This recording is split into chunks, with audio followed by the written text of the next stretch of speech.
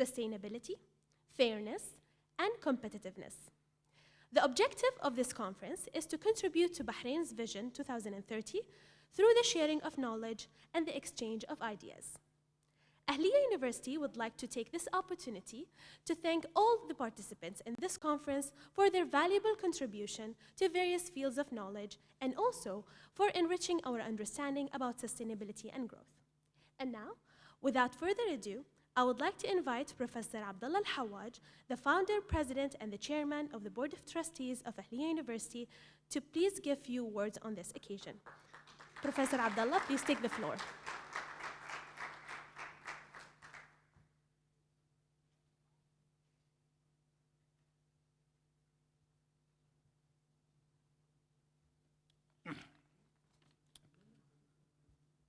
Bismillah ar-Rahman ar-Rahim.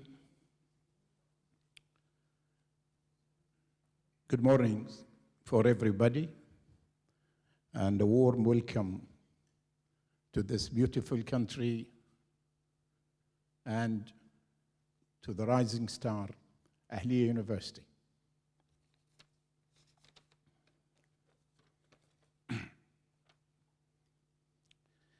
It is with the sincere appreciation and a great pride that I express my deep gratitude to the Prime Minister of the Kingdom of Bahrain, His Royal Highness Prince Khalifa bin Salman Al Khalifa, for his patronage of this 15th International Annual WASD Conference.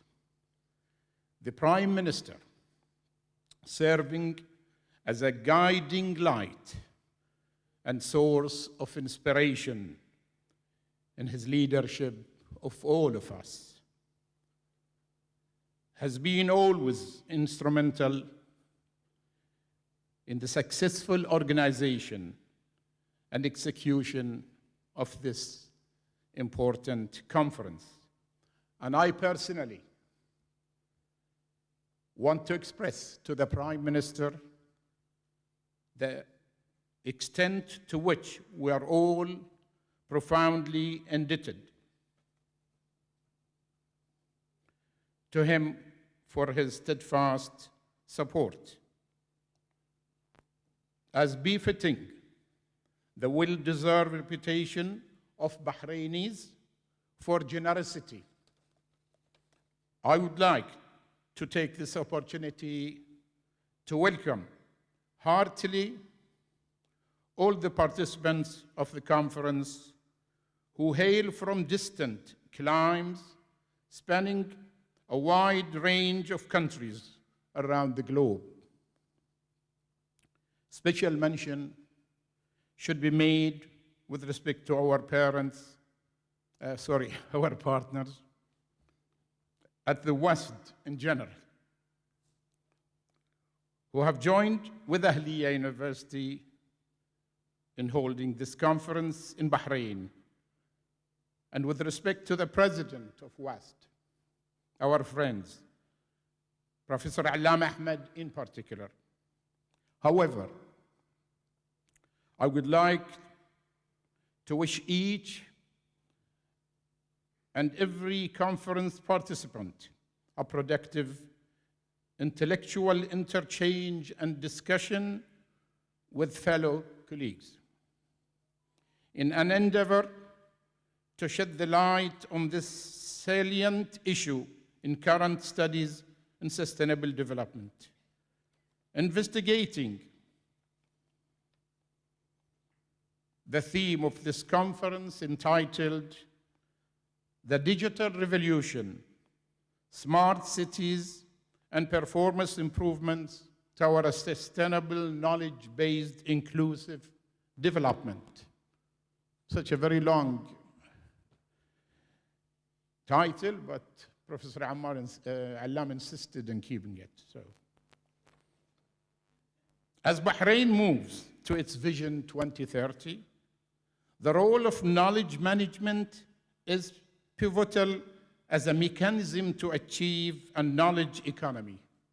This conference investigates a wide variety of topics under the rubric of knowledge-based inclusive development, with a diverse variety of participants contributing unique field-specific knowledge, in particular, enriching our understanding about the current city, the smart cities of the future, epitomizing the twin pillars of sustainability and growth. Ultimately, the objective of this conference is to propel Bahrain further down the road, achieving its Bahrain vision goals in 2030, at which time Bahrain's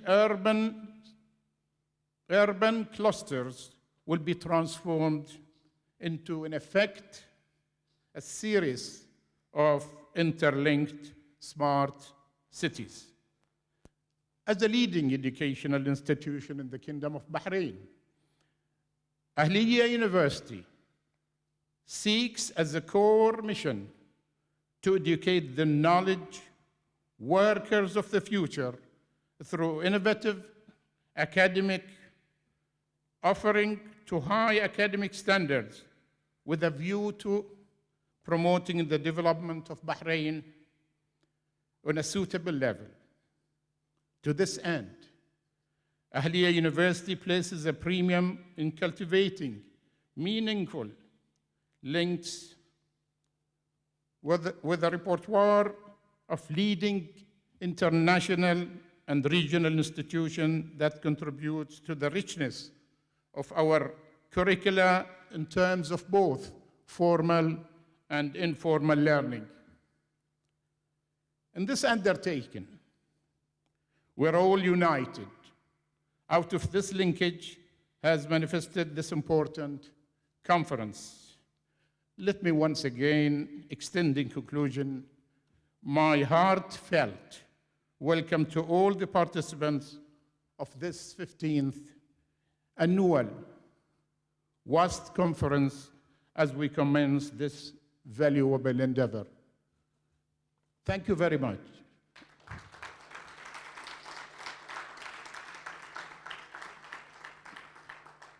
As a little, of course, not announcement, but a knowledge,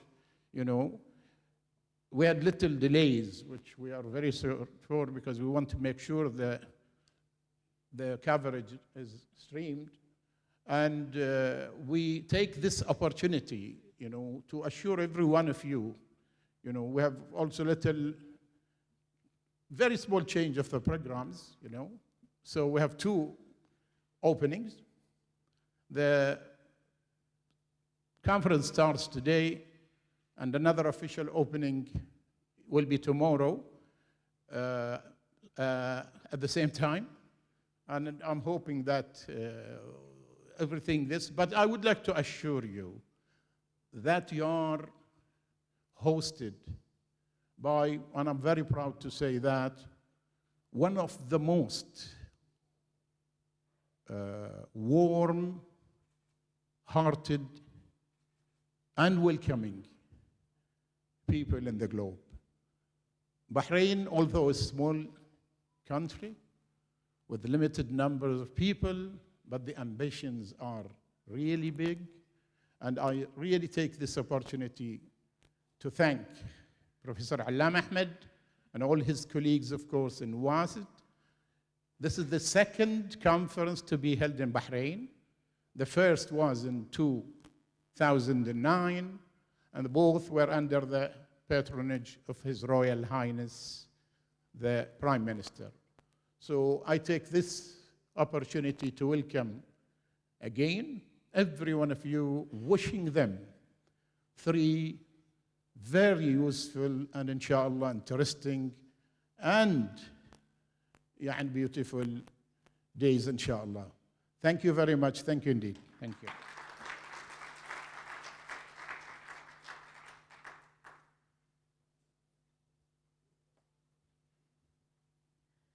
Thank you, Professor Abdullah, for your wonderful welcoming speech.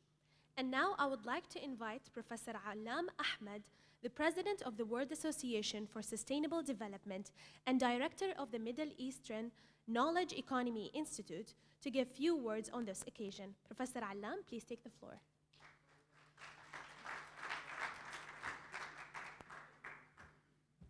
Okay, assalamu alaikum. Too many things. I'm not going to read all this, so don't worry. I'm going to make it short. Assalamu alaikum wa rahmatullahi ta'ala wa barakatuh. Good morning, everyone. I am very pleased to be in Bahrain. I think this is my third time, two of them with WASD, and the third one was another event with Ahliya also. So I'm becoming one member. I call Ahliya is one of my friends. I treat myself as part of Ahliya University staff, although I don't get paid. I just a nice friend of the Ahliya University. Now, I'm going to make it very short because I know there is many experts better than me to talk about these three topics. But since Professor Hawaj mentioned long title, the way we choose where we're going, number one, I think I need to explain to you why do we travel a lot? Why we go to Bahrain last year in London, 2014 in Turkey. We went to St. Lucia, Australia. We've been going all over the world. Because long time ago, 2001, when we were the first meeting, Ron, I don't want to make you old, but one of the first founders who was in the first meeting was Professor Ronald McQuaid from that time in London. There were only 12 of us. All people agreed at that time the issues of sustainable development cannot be solved in isolation. We need to discuss this in a global level. Number one. And number two, it is a multidisciplinary process. You can't really solve the sustainability problems without bringing people in public health, political science, engineering. Long time ago, before we started, many people thought sustainable development is just about engineering, climate change, O2, and so on. So this is number two. Number three, we realized to understand the diversity and solve the problem from a global perspective, you have to go and see it by yourself. And I will tell you what you will see in Bahrain, one of the reasons why we chose Bahrain. So that's why we traveled to Australia, we traveled to St. Lucia, and we have witnessed in St. Lucia the Hurricane Thomas at the time, where the plane couldn't land, then it went back to Port Elizabeth, and then finally it landed in St. Lucia. So we understand how people live. We went to Australia, you remember Professor Muazzam, they told us, you have to make your shower 5 minutes, because there's no water. If you say that to people in Africa or here in Australia, you have to make your shower 5 minutes. Oh, Australia, yes. We had problems when Gordon Brown was our prime minister in lots of parts of England. People did not have water for like 3 days. So the problems are not just developing countries or developed countries. That's number two. And the third thing, when choosing the topic, we always choose the topic which is very relevant to the current issues in that particular region. So when we decided to come to the Middle East, particularly this Gulf region, we looked into all the Vision 2030 of all the countries, Saudi Arabia, Bahrain, Qatar, UAE, Oman, and other Arab countries. And I can tell you, we found they are so ambitious. They want to do so many things. We only managed to pick 3 of them. A smart city, just give you example of Kingdom of Saudi Arabia. The vision of Saudi Arabia 2030 is to have 2 cities of Saudi Arabia on the top 100 smart cities in the world. When it comes to digital revolution, United Arab Emirates and this country, Bahrain, the World Bank own report on knowledge economy, one of the case studies the World Bank is highlighting as an example of massive progress in ICT by the World Bank report. Number 1 is Kingdom of Bahrain. So I think we should give them applause because they have done remarkably. The same World Bank report, when it comes to education, you know, in the knowledge economy, it got 4 pillars. One of them is education. The country also highlighted is Saudi Arabia. Saudi Arabia moved 25 steps in the ranking of the knowledge economy index. They have done lots of work in education. The third issue about performance improvement, all the Gulf countries are talking about improving performance. Because most of the Gulf countries, most people are working in public sector. This area, we need to deal with how people do their business. So performance improvement is a very key topic here in this country, not in this country, but in the whole region. That's why we try to minimize it to 3. There is many people, expert, better, they're going to talk on all these things. Just one caveat. Many people talk to me and said to me, we like WASD conference because I meet people, I don't normally meet them. So we have Dr. Nahla, who is a nutritionist. You don't meet her if you are a financial analyst or if you're somebody as an economist in the normal professional and academic conferences, because she normally go to public health. We got people from engineering, people from public health, people from policy, people from political science, we got people legal, and so on. And this is the beauty of what we're doing here. So you have done all the homework, and you have worked very hard, you have submitted your papers, everything is in the proceeding. The important thing now is for you to forget all that and enjoy the conference. And I really want you to enjoy the conference. So I tell you from my experience, number one, when I was just joined my first lecture, my director told me, Alam, conferences are not about proceeding, they are not about presentations. It's about networking and talking to people. Because the proceeding you have in your bag, you will take it back home. All this, we have been very good.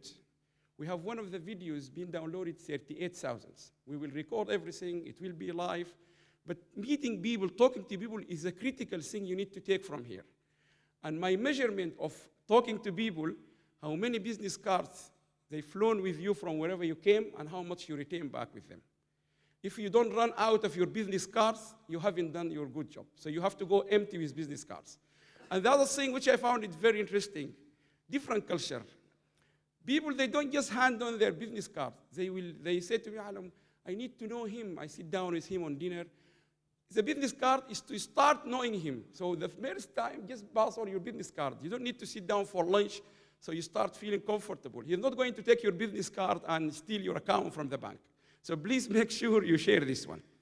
Now, to enjoy the conference, there's other things. This is really important. Coffee breaks, lunch, dinners are critical for you to talk and enjoy the conference. So please stick to the time.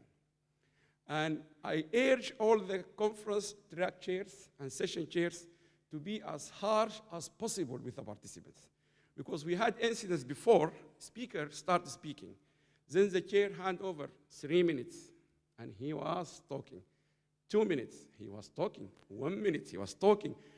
So this time we have a new idea of how to stop you talking. Don't ask me what will happen after the first minute. We're going to use this one, which is, I would like you to see it all. It's called Together Are Safe. This is a pioneer and a remarkable movement, an initiative we have seen in Ahliya yesterday and the day before. It's been under the supervision of the university, the vice chancellor, the president, the staff. What is this initiative run by the students? They are endorsing and embracing diversity. They said we have to live together, irrespective of our religions, background, and you will see the videos and you will see these students on Thursday. It's a remarkable initiative.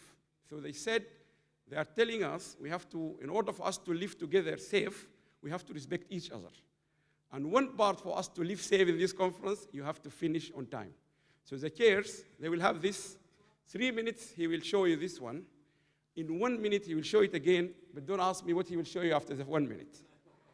In order to be all together safe. That's one thing. The other thing is, it's been a tradition now. It has been a very nice tradition.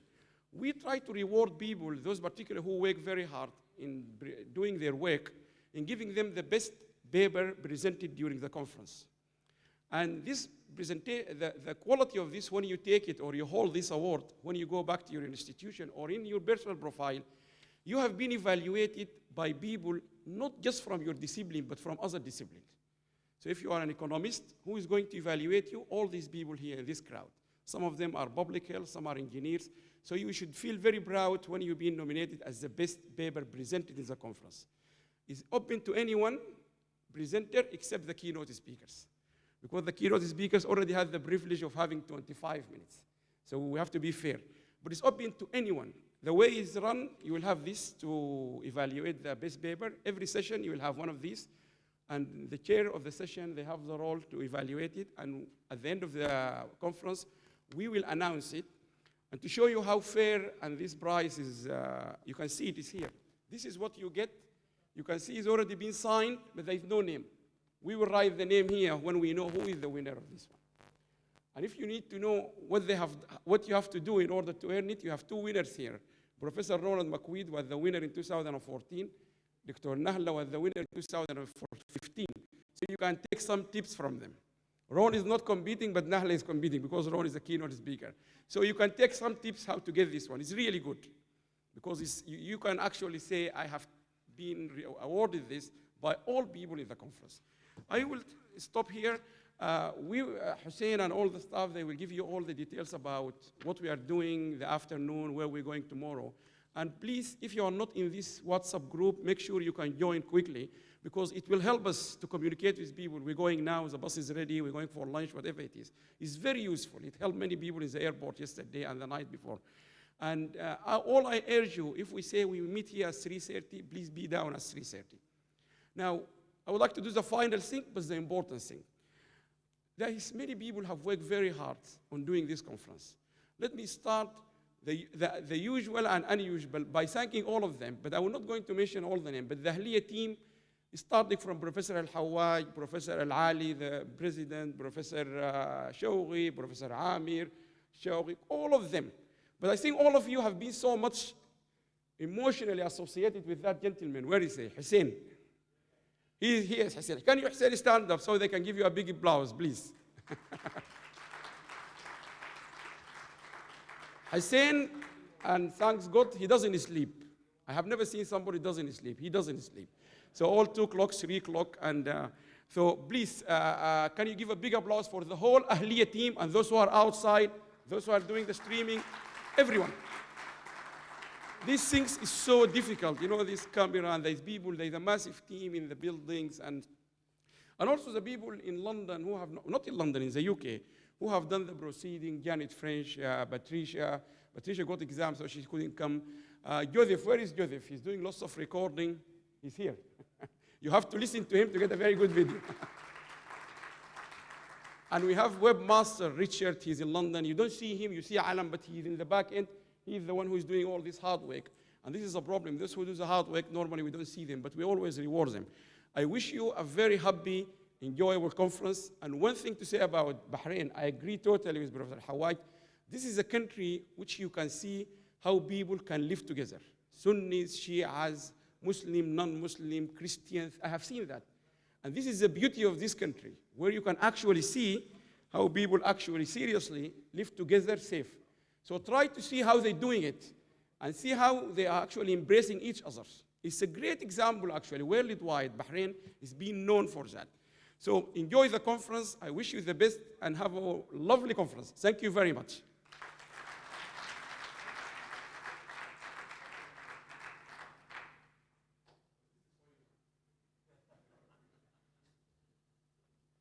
Thank you, Professor Allam, for your inspirational speech.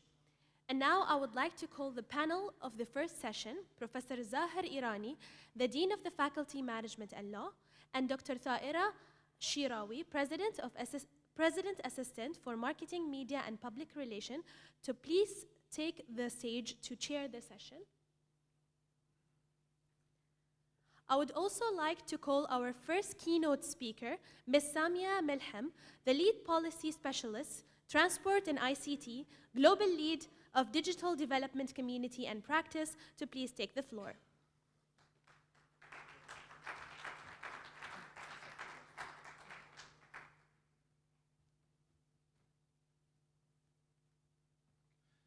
Good morning, good morning. It's my pleasure to be able to chair this event, and I won't keep you long, but what I would like to say are a few words. I've been a long associate with Ahliya University for probably 10, 12 years, and it's an outstanding institution and one that I've personally got a lot of affection and close loyalty towards. So I'm really delighted to be at today's conference and to support the ethos of the university and, of course, the ambition of the WASD conference, and I'm really pleased to be able to open today's session. What I would like to say is I take away 2 points from our introductory speeches. Either take away knowledge or take away some extra weight from the great food that you're going to have during our breaks or during our lunchtime today. So hopefully you'll be able to take away at least one of 2 things during our 2 or 3 days together over the next period. We've got some outstanding keynote speakers today, and we're going to start with Samia, who's going to talk to us from the World Bank's perspective of all things digital, looking at the scope of digital technology from transportation, supply chain, food processing, digital smart cities, and the reach that digital technologies have right across our lives. So I'm very much looking forward to picking up some interesting ideas and thought-provoking initiatives that I can perhaps move forward. So I'd like to introduce our first presenter, Samia.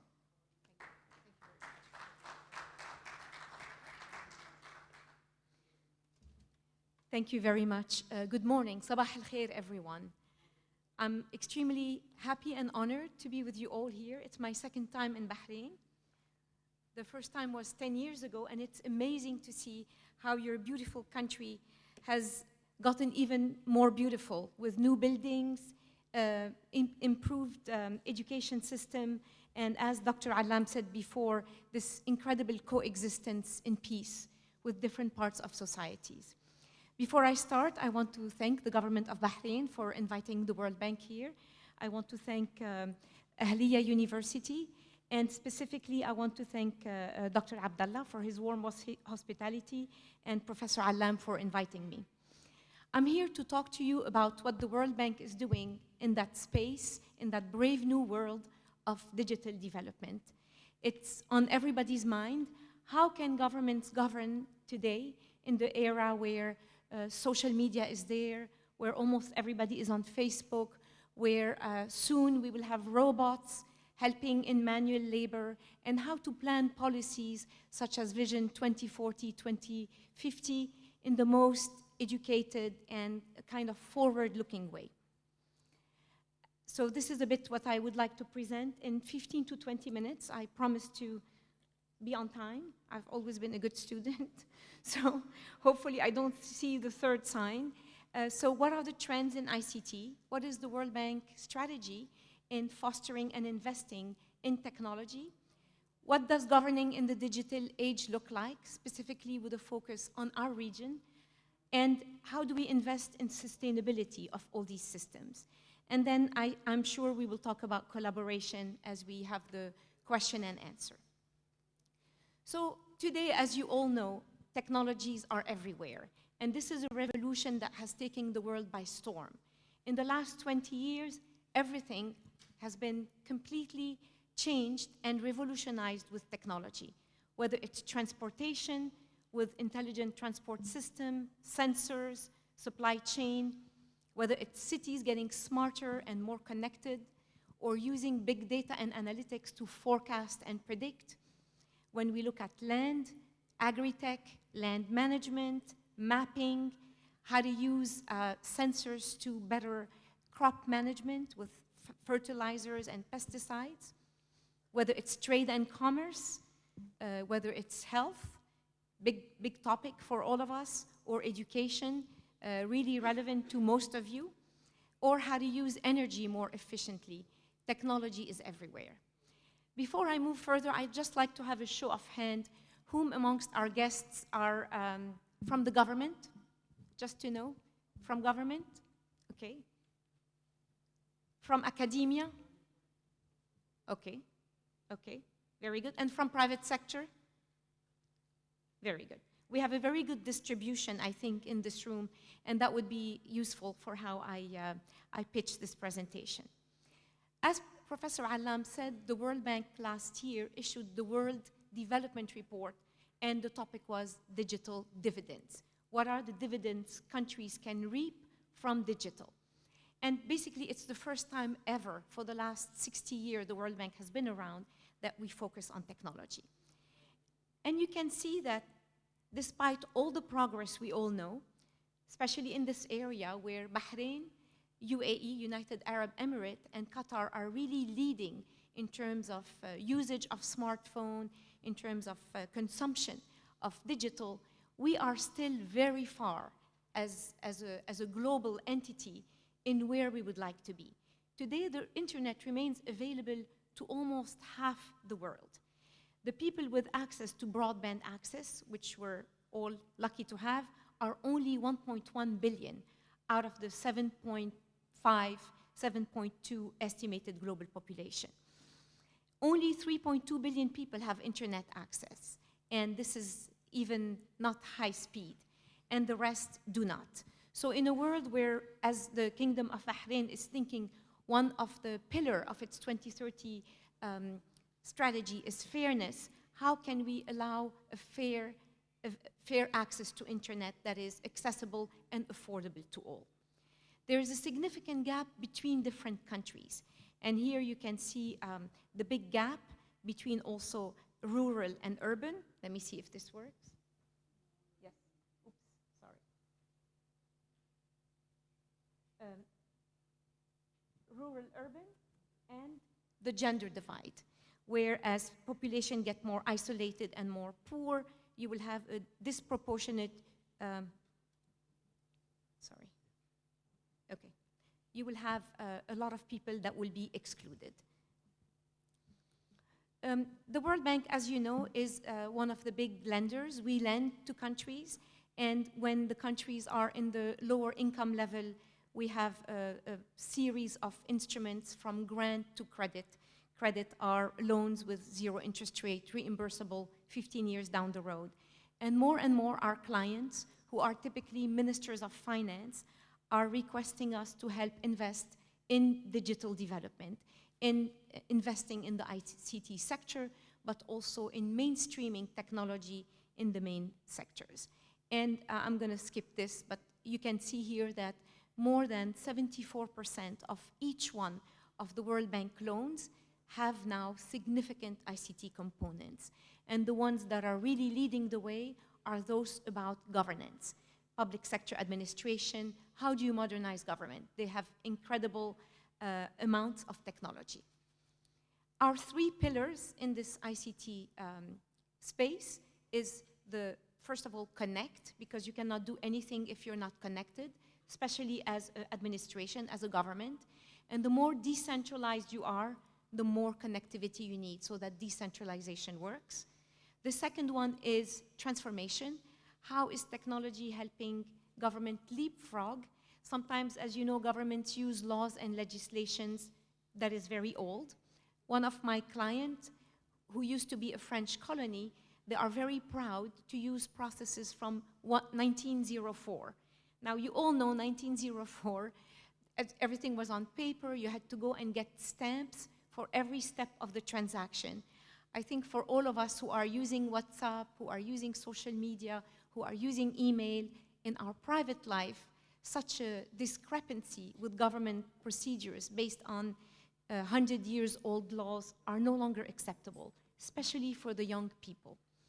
The third element, and the 2 speakers before me touched base on this, is innovation. How do we embed in government processes, in public administration, the incredible innovation that we see in the private sector? And this is not obvious. Governments have to make a lot of effort. They have to go out of their way to embed that innovation within their own administration.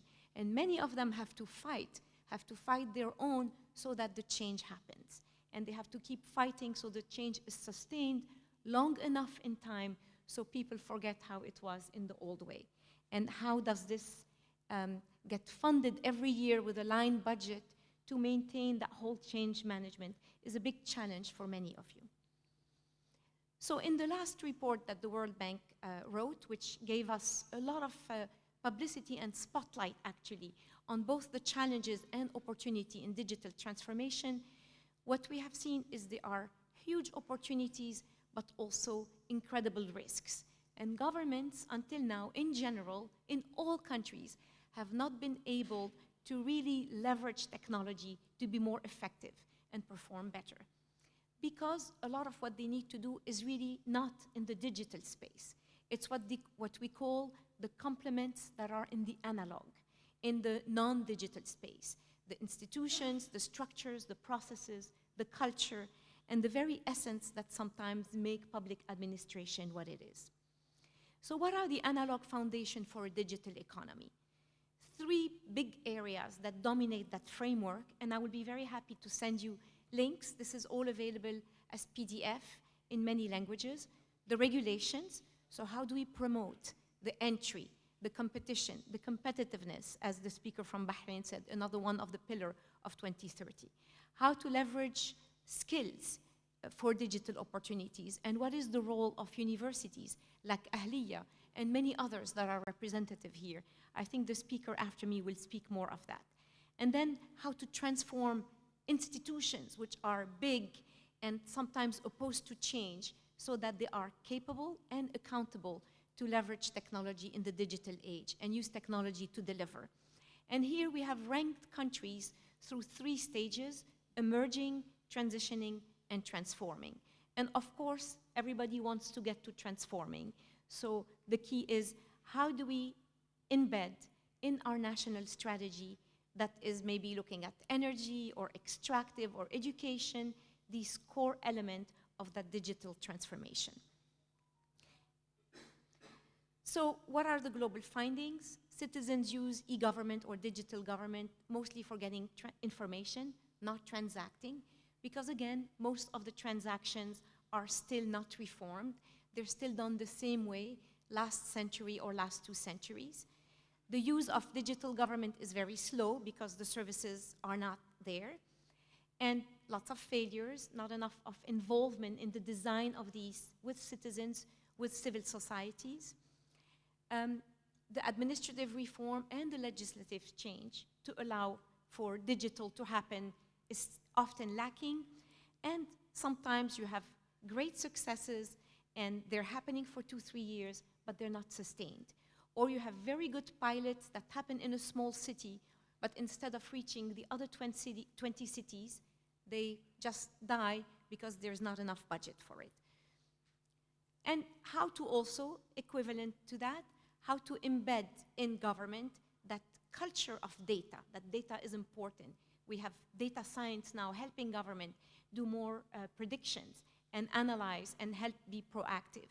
Digital by default, sharing documents amongst different agencies, end-to-end digital, automation of some processes, yet individualize it to the person's taste.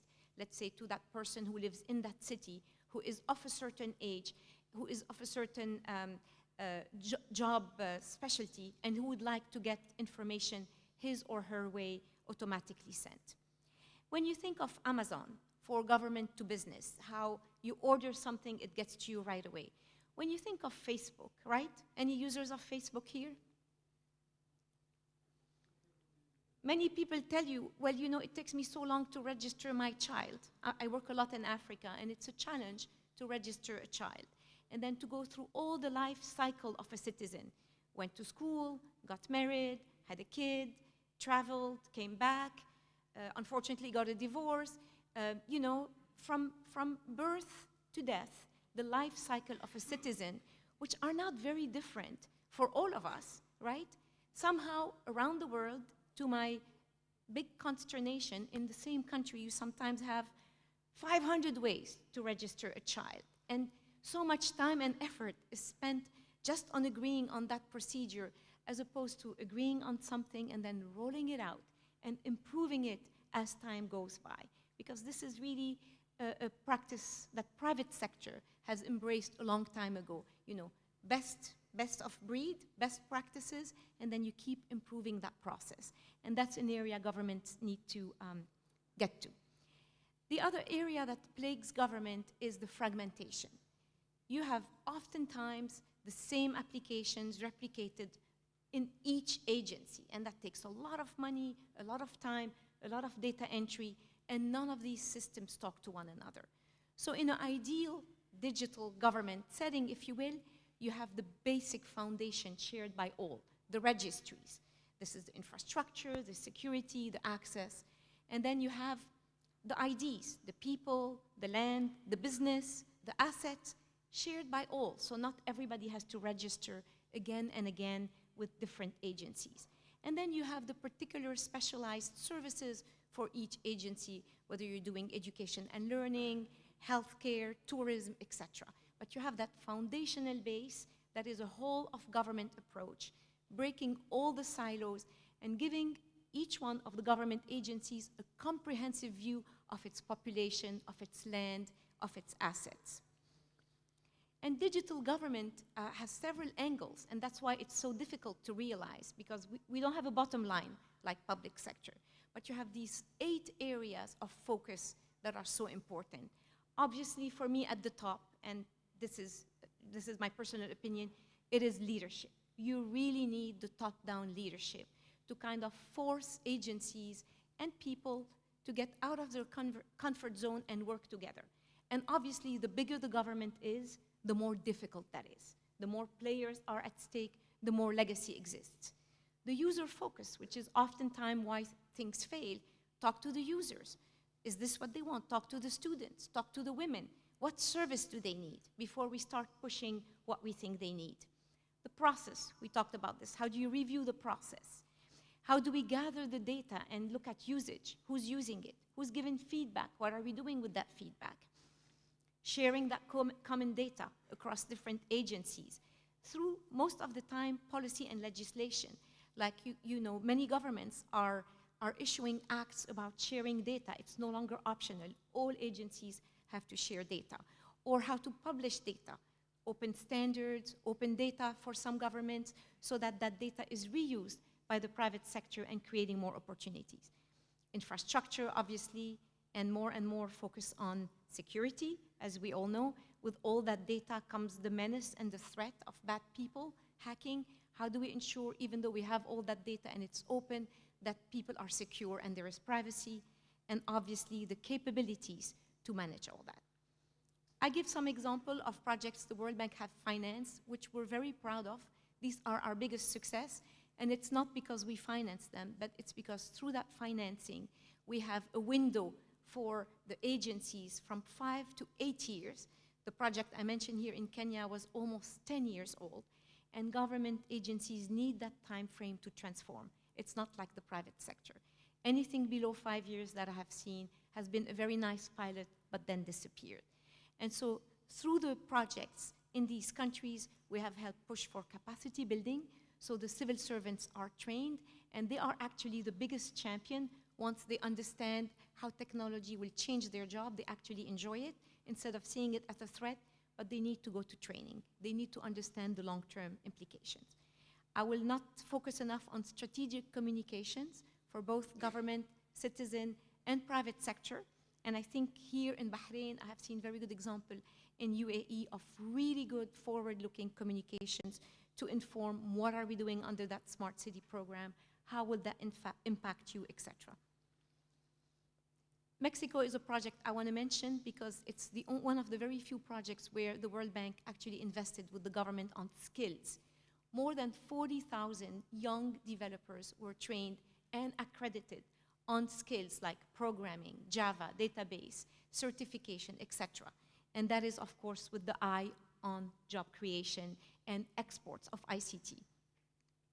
Armenia is another forward-looking example where that project really didn't only tackle the government, but society. It was an e-society project. And through that project, families could, with a microcredit, get laptops and internet connection and got training on how to use the internet for accessing services, looking for jobs, or online education, which you find a lot of families, that's what they want to get the computer for. Our last project in Gabon is totally on e-health.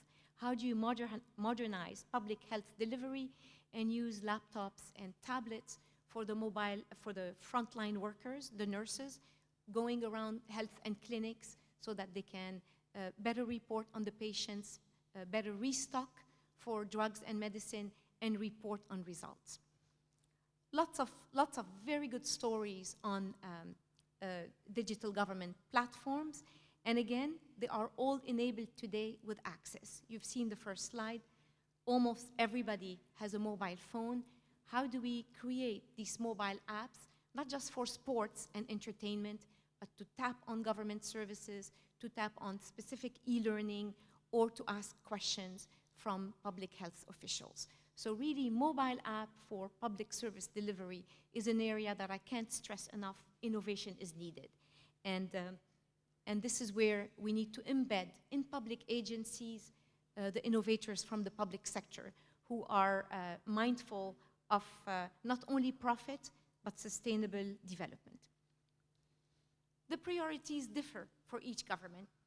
I just talked about the mobile apps ecosystem. we started such a project in Lebanon, trying to tap on the universities, the American university, but also the diaspora network Lebanon has with the US and with other countries.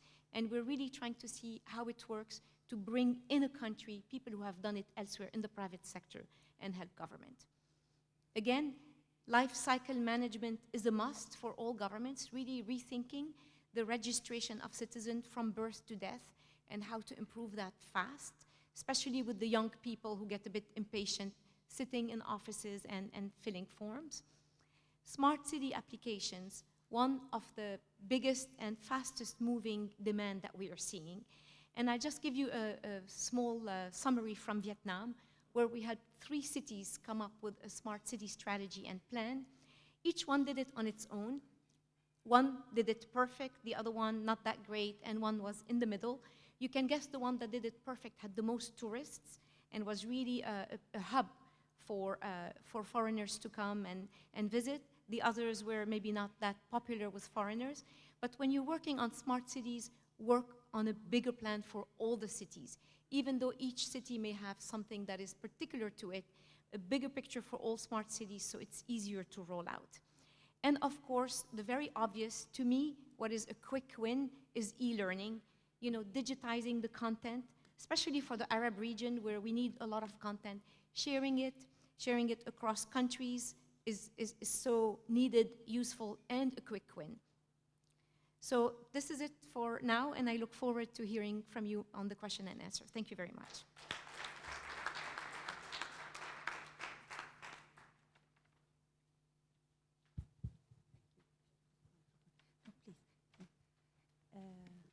Thank you very much, Ms. Malham. And now we'll take questions for our keynote speaker.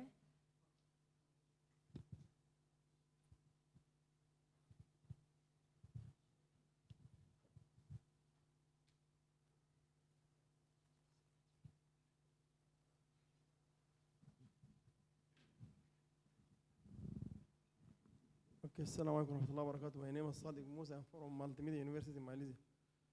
Thank you very much indeed for good presentation. Actually, I used to know about digital divide, which is usage of the ICT from region to region or community to community. But I have seen something new, digital dividends. Can you please explain more about digital dividends? Thank you very much.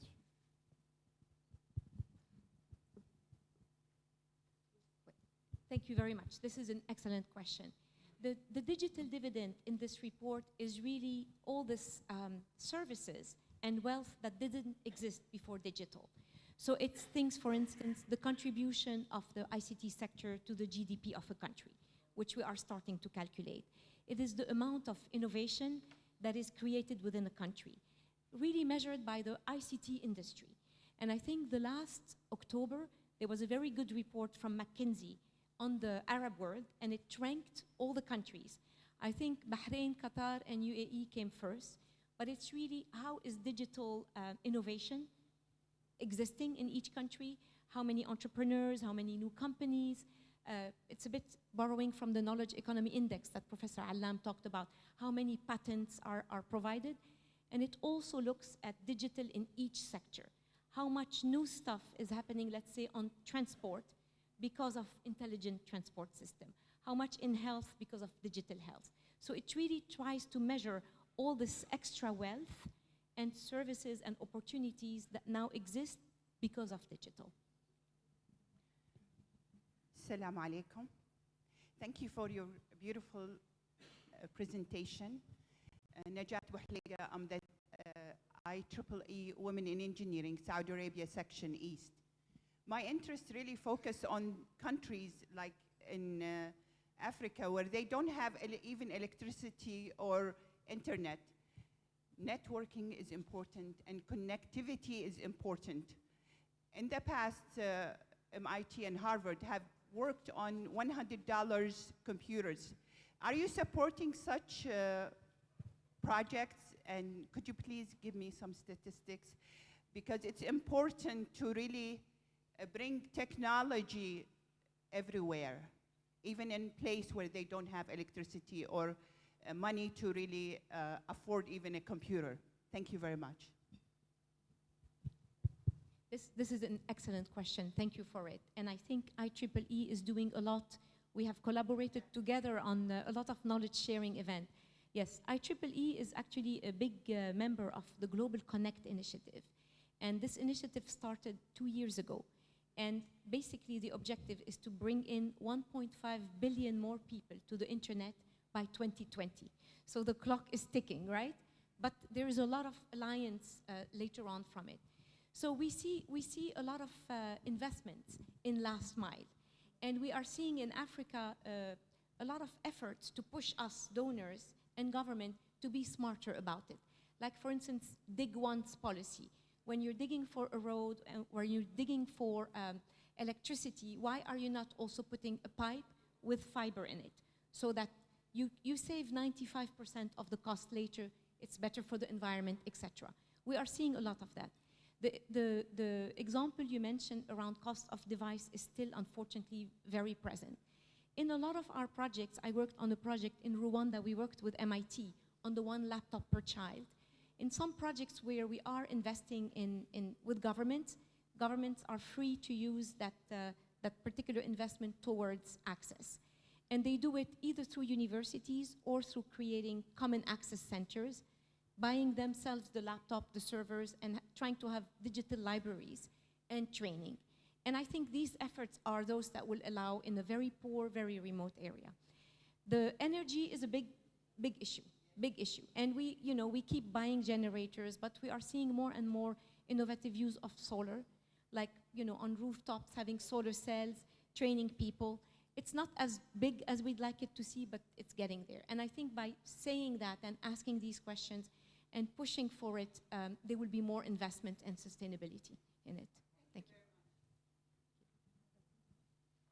Yeah, I think I just got very quick observation. My name is Mohammed Tawash from an accelerator here, CH9.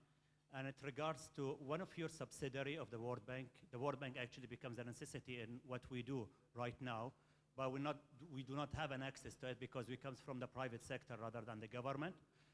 In your presentation, you haven't referred by any chance to the InfoDev, which is one of the subsidiary of the World Bank. What exactly they're planning for this region, because I know the InfoDev provide quite good schemes in the ESIF facilities, the Early Stage Innovation Fund facilities, but they do not exist in this region. What are the plans for the private sector to get benefit out of that? Absolutely, you're absolutely right. And InfoDev is one of the facilities created by the bank that gives grant, and now more and more they're looking at climate finance. So what they give to the private sector, to innovators, is small grants ranking from 100,000 to $1 million per project, depending on the project and if it's phase 1, phase 2, phase 3. You're right, they're not very present in this region. They are much more present in Africa and in Asia. I think they need to hear on the demand. I think the more we can show that demand is there and there is capabilities and there is appetite, I can put you in contact with the program manager. But for what you do, sir, the best thing is also to go through our local offices. I don't think we have a local office in Bahrain, but we have one in Dubai, and they really like to hear from the private sector. They are looking for opportunities to invest in private sector through the IFC, International Finance Corporation.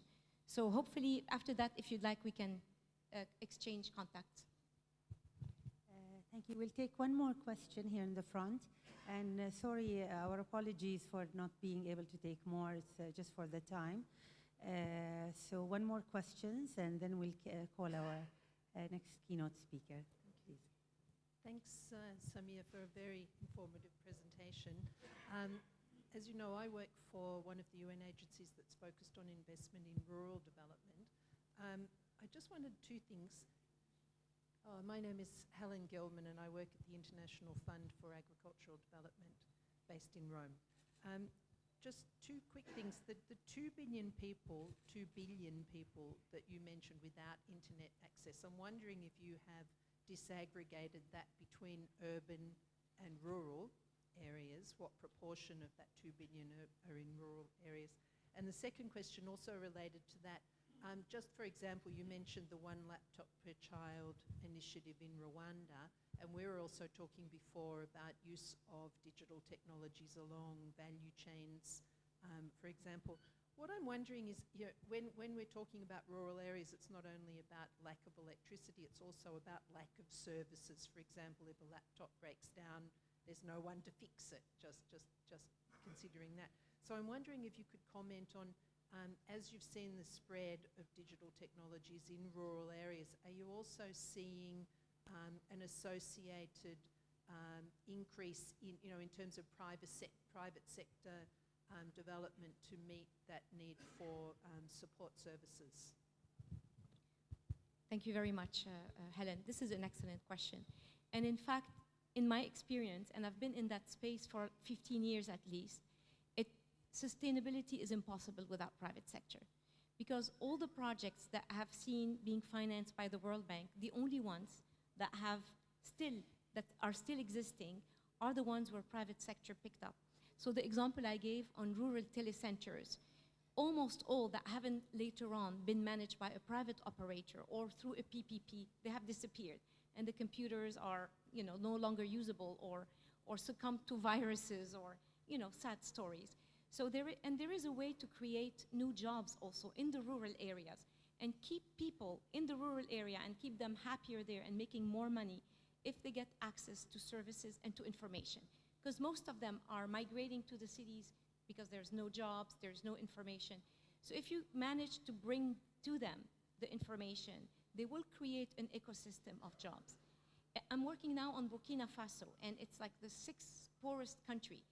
And I've been working on that country for 4 years, and you'll be amazed of new jobs that started just to be created. Every time I go there, I see people working in spaces that didn't exist 4 years ago. And repair and maintenance, even though it's not the most attractive field, is somehow one of the most lucrative. For every 50 device that we use, whether it's a phone, a printer, a scanner, there will be one job created. And so lots of smart governments are creating vocational skills or are reforming vocational skills to have more around maintenance of renewable energy like solar panels, electricity, lots of new jobs created for electricians, for people connecting, you know, network engineers or cable engineers, and also repair. And I think on the data is a big issue. We get a lot of our data from ITU.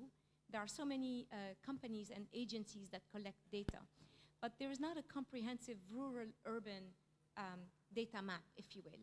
The ones who have it the most accurate are the mobile operators. And to the extent they collaborate with ITU every year on the ITU report, that would be the most accurate data that we later on borrow. And I just want to say that there are many ways to measure countries and adoption. And every year you have a new index. So if you're interested, we have compiled the latest and the greatest of all indices on our website, and I will show you the link later. Thank you.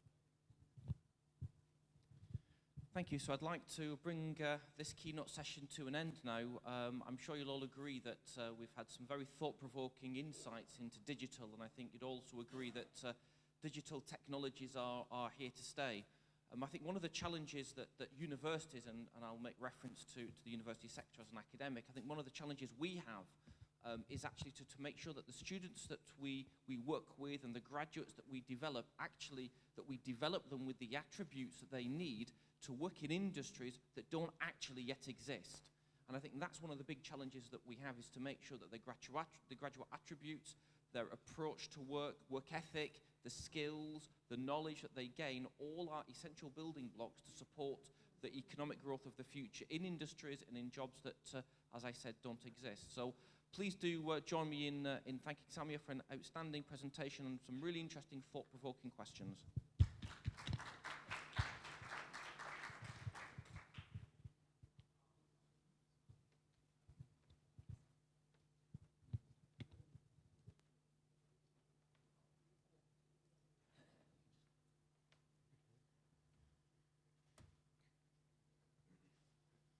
Thank you, ladies and gentlemen, for your questions, and the panel, of course, for your answers, and of course, Ms. Samia for her speech. And now I would like to invite Dr. Jason Blackstock, the head of the Department of Science, Technology, Engineering, and Public Policy, to give his speech titled Government, Universities, and Society Implications of Digital Transformation. Dr. Jason, please take the floor. Thank you.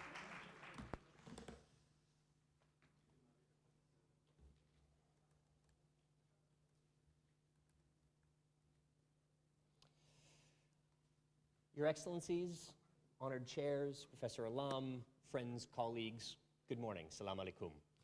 I have three main takeaways from my talk. And for those of you who haven't had your morning coffee yet, just pay attention for these 3 points, and then the rest you can go to sleep for if you need to. The first main point is that for all of the technology transitions that we have seen over the last 20 years, and Samia did a great job talking about some of the implications of those technology trends, you ain't seen nothing yet. The transitions that are coming, that are already en route, are far bigger than we are prepared for. The second point is this significantly transforms the way governments need to operate, and they're not ready yet. We need a new toolkit for governance in the 21st century. And I emphasize governance as opposed to just government, because a lot more than just governmental actors are going to be required to deal with it. Third, universities have a critical role to play. Our honored chair mentioned the fact that we need to be preparing the next generation to think about, thank you very much. I'm also going to walk around a little bit.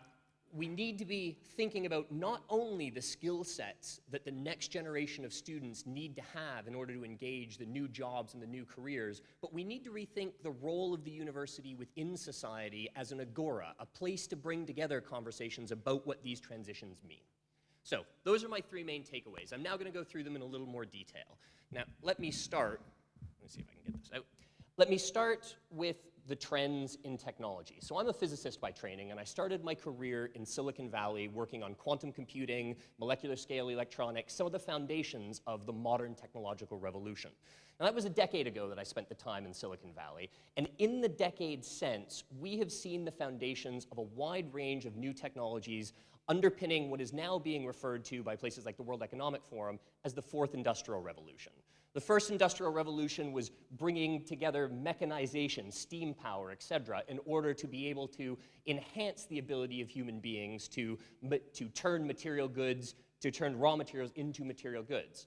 The Second Industrial Revolution was about taking that capability and turning it into generalized production capability, automated production that led into the third, the computer revolution.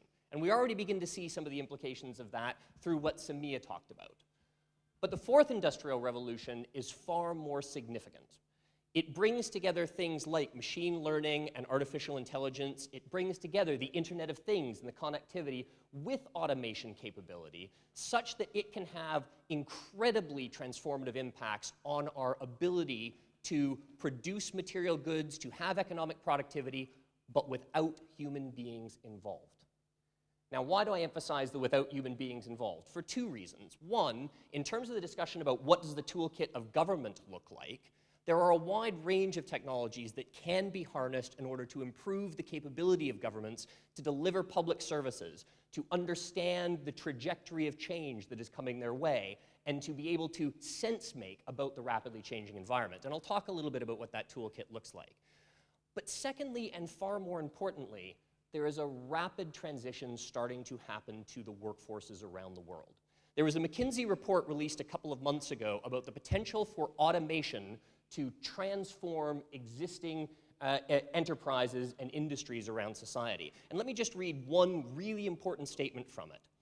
Almost half of the activities that people are paid to do today have the potential to be automated by adapting currently demonstrated technologies. Half of the jobs out there can be replaced by technologies we already have that are demonstrated somewhere. Now, what does that mean? I'm just going to use one critical example of it. The automation of vehicles, the creation of driverless cars, the creation of driverless trucks. I'm going to use just one statistic that is very much worrying North American policymakers at the moment. There are over 4 to 5 million jobs associated with the trucking industry in the US. Tesla just announced that they are working on a driverless truck that they expect to have on the road by 2019 to 2020.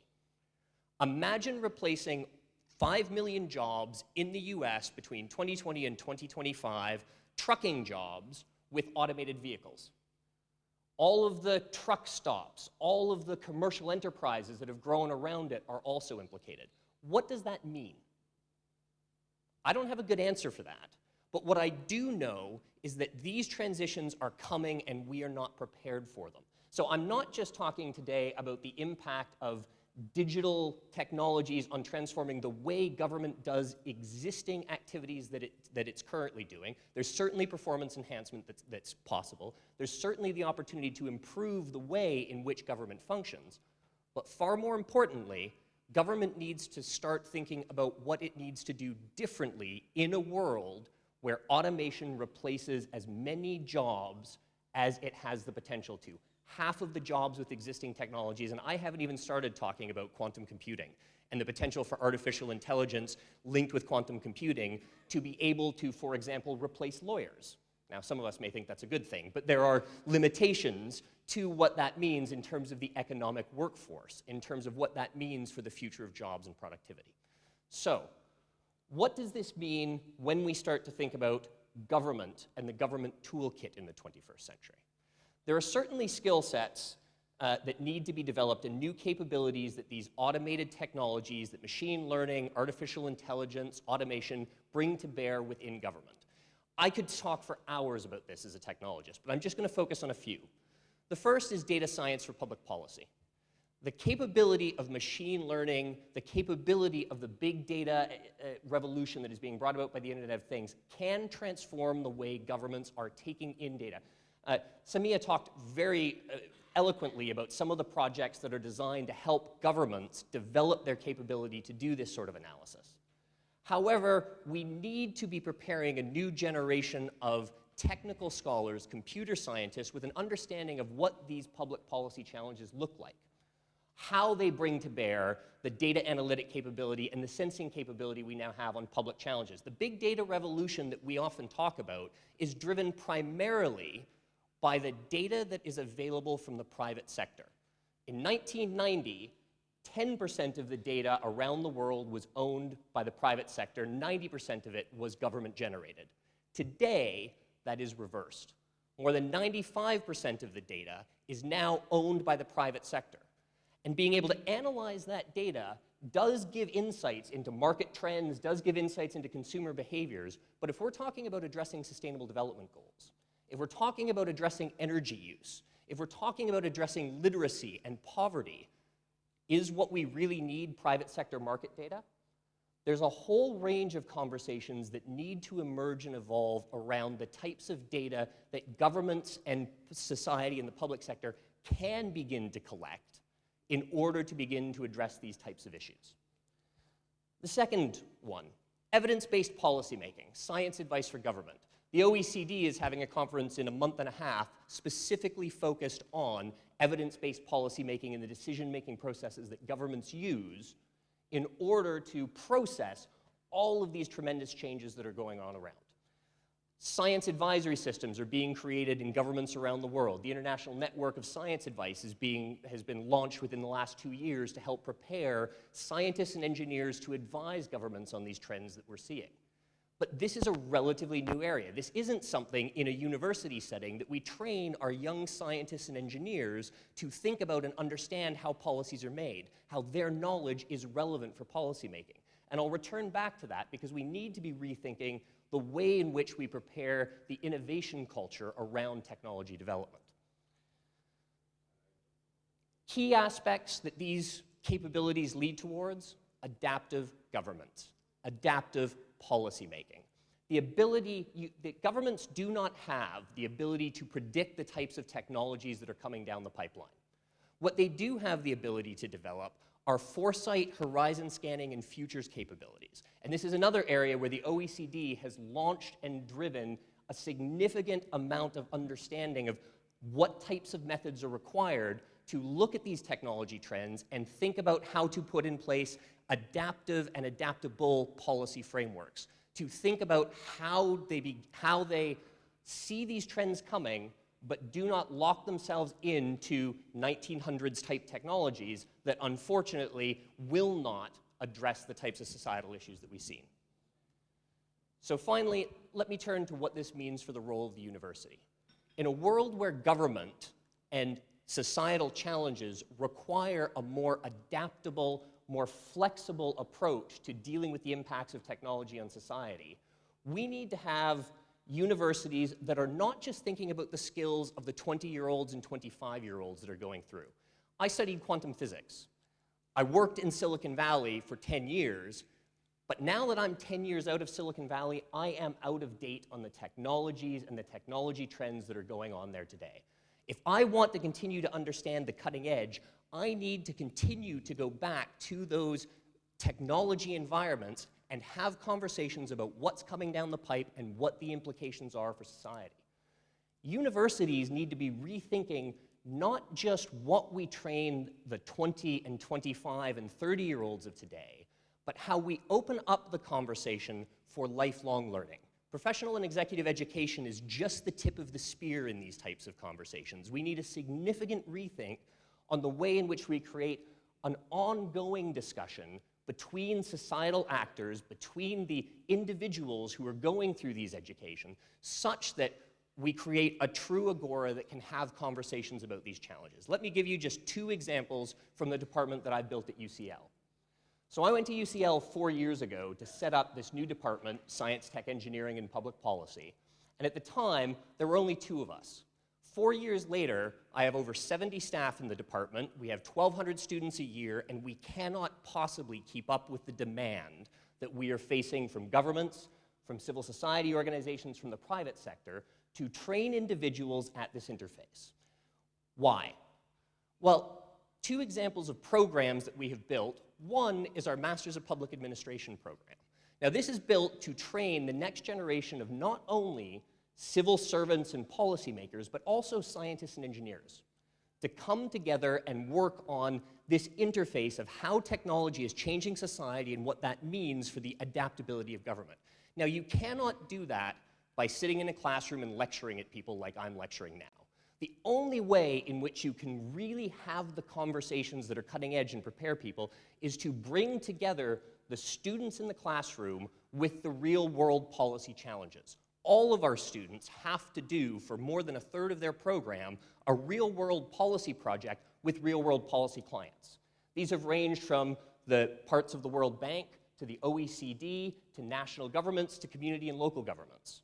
Now, the idea of bringing into the classroom real-world policymakers with real-world policy problems is about opening up that conversation of how we not only prepare the next generation, but we also leverage the knowledge within the university and leverage the student capability to bring that knowledge to bear on existing policy challenges.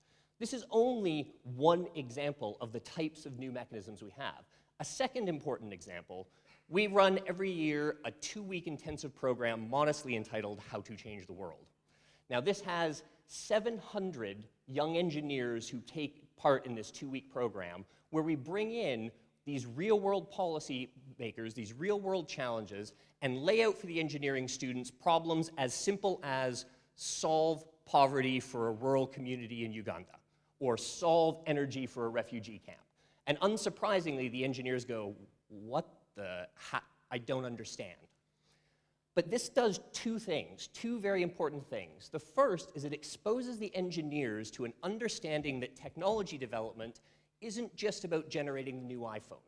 It's not just about generating the technologies that enable market growth and enable the creation of new jobs, but it's also potentially can be harnessed for public interest innovation. That technology development can actually directly impact societal challenges if we harness and motivate it.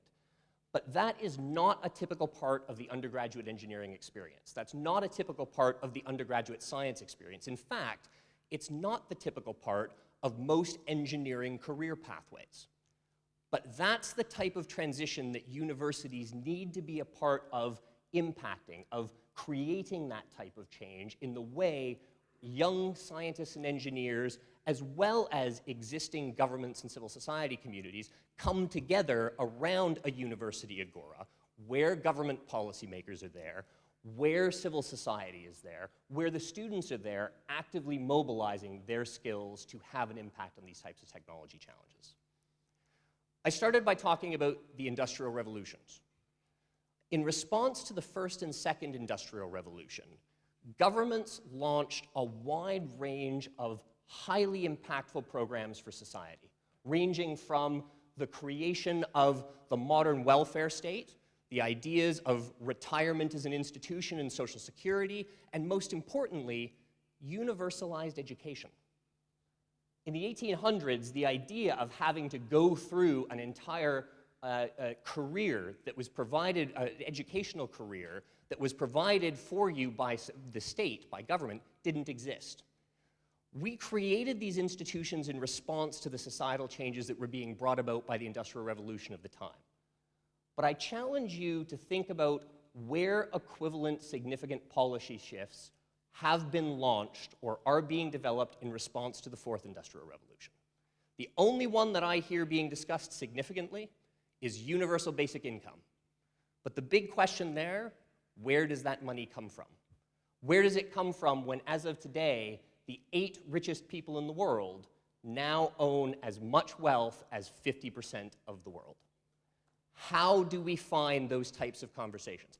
I don't have answers to these challenges, but what I do have is the suggestion that reforming and transforming the way universities act as a point for this conversation, as a point for students to develop new capabilities and focus their attentions on how to address these societal problems, I think that offers at least one piece of the solution. Thank you very much.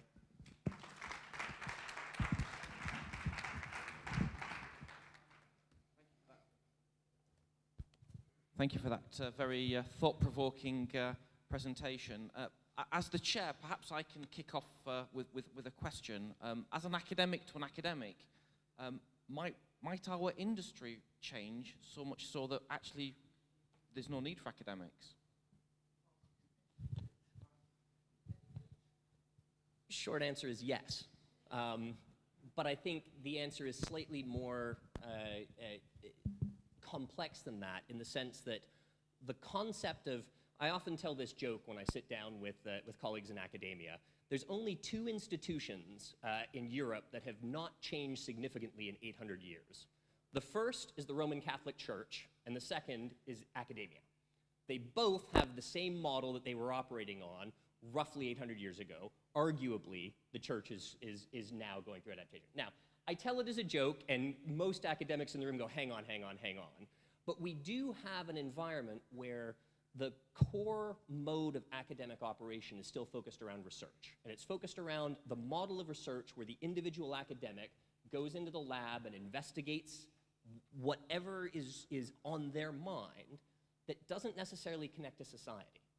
And one of the big opportunities that is starting to emerge by integrating research and education with real-world societal challenges is a mode where the traditional operation of academia, where you go off and you investigate these ideas on your own, starts to be less relevant compared to the integrated networked knowledge of bringing communities of practice along with communities of thought and scholarship together around problems.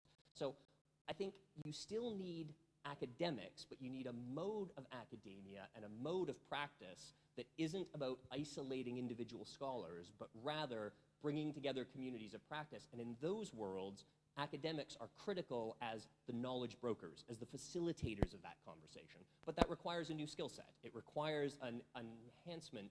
It's not just lecturing at, it's talking with. And that's a different mode of operation. Indeed, I would agree with that, and I see very much the role as the academic becoming much more of the entertainer. It's about entertaining our students to make sure that they can actually get the salient points of our engagement and of our conversation, of our thinking, and of our research. So I'd like to open the floor to any questions, colleagues. There is a saying that if you don't use it, you lose it. I graduated from Indiana University with the 3 disciplines: philosophy, honor program, computer science, hardware and software, And at that time, when I graduated some time ago, some of the people here, maybe they weren't born, 1982. And by the way, I didn't have a scholarship. My name is Najat Bouhlega. One of the things I did, I studied high school by correspondence and then went to the US. I didn't have a scholarship. I worked as a teacher assistant. I taught Arabic as second language and continued to study. And then I went to University of Central Florida and taught computer science. My father had a heart attack, so I had to go back to Saudi Arabia and take good care of my parents. The story here, when you have some people who don't get the chance to go to school, what's going to happen? And also graduates who are not in touch with the latest technology. As you said, you were working with the Silicon Valley, and later on, after 10 years, whatever information you had and mindset, you lost the touch. How in the world we will be able, as you said, universalize education, when in Saudi Arabia, when the lady or the guy, after 5 years after graduation from high school, they cannot get into university? I would like an answer. I believe that each one of us, old or young, they need to put their hands to really help the community, the global and the local, to be better. Thank you very much. Thank you. Let me just make 2 quick responses to that. The first is, I don't want to suggest that you lose education if you don't, once you've had it, it doesn't disappear. You continue to have it. But the point that the main thing that I want to emphasize on that is to stay current, to have an impact in a particular field, you need to continue to have that opportunity to come back and engage with the community that you develop the skills in. The second thing is that one of the things that we frequently lose with our universities is once we graduate, we go away, and if you're anything like me, what you primarily get is a letter saying, great, what are you doing now? And oh, by the way, would you mind doing a bit of a contribution to our alumni fund? Now, that is not the same thing as bringing alumni back into conversations with current students so that you are able to continue to bring that expertise back into the classroom and create those communities of practice. It's not an easy thing to do to shift the mode of education, but it goes to that edutainment, or thinking about how you create an environment where your graduates, those who have gone on and are now your alumni, are the problem holders that come back in and continue to push the edge of your program. I noticed how many colleagues here raised their hands who were from academia. And there is a real opportunity for academia to play a cutting-edge role in making these types of societal transitions. Thank you. Can we have the next question? Yes, please. Thank you very much. Yes, I think, in fact, what I can say, my name is Mohsin Hussain, sorry. I work at Griffith University, Australia. Yes, what I can see is you have posed lots of questions. And when you wanted to answer them, and you said that I have no answer, right? So this is the first premise of my question. I have, from my professional background, I have some experience on teaching students the first industrial revolution, second revolution, third revolution, and I was a bit scared about the fourth revolution, what you are trying to say. I'm also an academician. The thing is, what I'm trying to say, that my colleague, Ron, he works on employment, jobs, and jobs. And now, if you think that few million, 5 million truck drivers are going to lose their jobs within 10, 20 years, it was a scary thing. I'm afraid this is going to be a major revolutionary change. Are we prepared for that? That's my question. Thank you. Short answer is no, we're not prepared. I could speak for hours on where I think the transitions are going to impact us. But I don't think we are having some of the critical conversations that we need to be having about the impacts. John Maynard Keynes in 1928 and 1930 wrote an incredibly interesting paper that I'd encourage you all to go back and read, and it was on the work of my grandchildren. And he was out by a generation or two, but he basically postulated at that point in time something that in the 1950s and 60s was ubiquitous. Eventually, technology will get so good that people don't have to work anymore. In other words, technological evolution will lead to a world in which there is enough productivity that all the basic needs of humanity can be met without human beings needing to work a significant amount. Now, Keynes was probably out by a couple of generations, because Keynes's grandkids right now are coming up on 50s, 60s, and you know, they're approaching retirement at this stage. But his great-great-grandchildren are going to live in a world where AI, machine learning, combined with automation, the Internet of Things, does have the potential to produce a huge amount of the foundational material wealth that we need in order for everyone in society to have a basic level of material happiness, of material foundation. Now, what does that mean in terms of the social structures that we need? We have not, this iPhone gets updated once every 2 years or once every year. And we measure generations of change in terms of the iPhone now in terms of technology. But we're still measuring the rate of change of governance institutions in human lifespans. And as human lifespans are getting longer, that's actually not necessarily helping with the transition of the governance processes as we go along. And we haven't had a firmware update on our brain in about 100,000 years. So these are the types of challenges that add to the type of revolution that is coming. And the question is, how do we begin preparing for it? I do firmly believe that we can make a positive transition, one that does actually begin to spread and share the wealth, but it requires challenging some of our basic premises about how wealth is generated, redistribution of wealth, and how we think about harnessing the economic productivity that's generated from technology for societal impact as opposed to just market impact. And those are some really challenging questions for governments and for businesses to begin to tackle. Yeah, thank you. Is there any more question? One more questions, and we can leave the rest of the questioning for the break. Please. Yeah, I have a very short question for you, because you made lots of assumptions about technology and the impact of technology on future development. Number one, development is a very complex kind of process. It's a multidimensional concept that cannot be solved entirely by the technology. And I wanted also to say, why don't you think exactly on the opposite? Which simply mean that technology can be also destructive to the society. Yeah. The technology could also have a negative impact. And what I am just thinking about is that when you have 5 million people, those truck drivers, losing their jobs, then they will go after the government. And today in the world we live in, we can see clearly how much protest is going on. And if the government system collapses, the entire technology will collapse, and the society also will collapse with it. So technology could have a positive, but also it could have a negative impact on the society at large. Just like from the World Bank, I had a question, but I will ask her later on. Thank you very much. Yeah.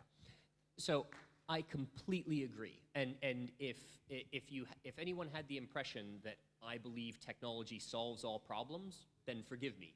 Technology does not solve all problems. Technology can create more problems than it solves. But one thing is definitely true. Whether technology is solving problems or creating them, it is coming. The technologies that are already, again, the McKinsey report said it quite effectively. Half of the jobs in the world can be replaced with technologies that exist, have been demonstrated today. Today. That's not even accounting for the new technologies that are coming down the line. Now, development is absolutely a multidimensional issue, and technology doesn't necessarily help with development unless we harness technology's capabilities and harness the inherent innovation capacity towards addressing development and societal issues. Most innovation today goes into these devices that I'm holding up here, that I'm wearing on my wrist. It doesn't necessarily go into addressing the needs of the 50% of the population around the world that cannot afford them. But that goes to the question that Samia raised about institutions, about regulations, about skills. Scientists and engineers who are trained to understand the circuit board. I know a lot about the circuit board inside of here, but until I had graduated my PhD, spent 5 years in Silicon Valley, and then went out and decided I wanted to do something different, I did not understand how these technologies had any impact on anything that Samia talked about. And it took me another 5 years of engagement and development in energy technologies, in climate change, in societal development, to get an understanding of how to use my technical capabilities to impact it. We need to rethink our education structures around science and engineering and policy if we're going to bring those conversations together. Because the way we're doing it right now is not bringing them together. Thank you. So I think just before I bring this session to an end, I think really that the challenge is down to, in many respects, as I mentioned earlier, universities like Ahlia, UCL, Bradford, and all the other institutions that exist, to really make sure that we design, that we develop interdisciplinary programs that are not singularly focused, where you do bring engineers that can work with business, that can work with entrepreneurs, that can work with lawyers, that can work with medical people, bringing them together to try and bring together innovative program design, integrated curriculum, so that those students are able to deal with the challenges that face themselves, their generations, and of course future generations. So I think really the challenge falls on us as academics to try and make sure we do create students with those attributes that can work in industries that, you know, don't exist yet. So on that positive and uplift point, I'd like to bring this session to an end, and I'm sure you'll join me in congratulating and thanking our keynote speakers.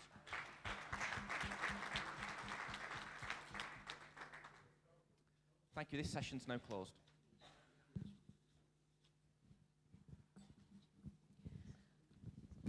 I would like to thank the panel for answering all the questions and for the audience for asking them.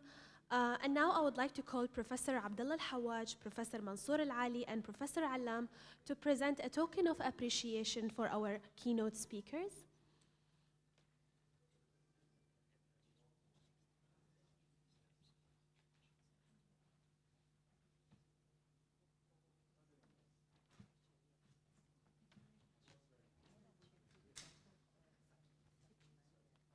With the panel, maybe.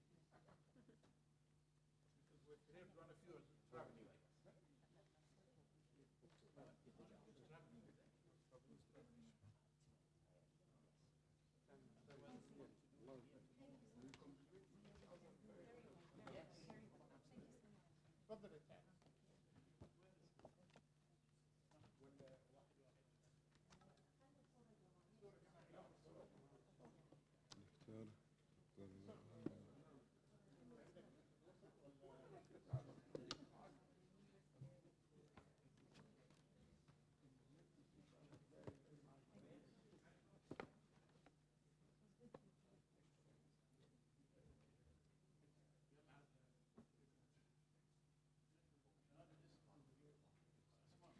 Starting with Ms. Samia Milham.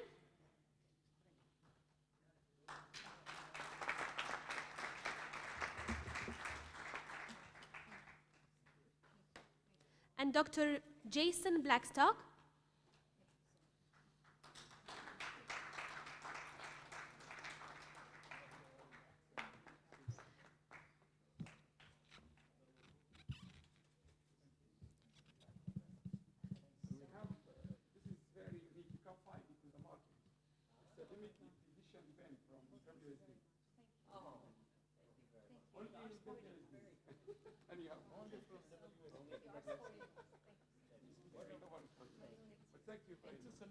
WASD ولا WASD؟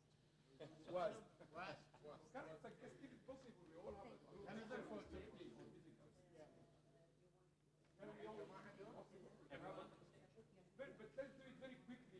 If you would like to join a group photo, please come on stage.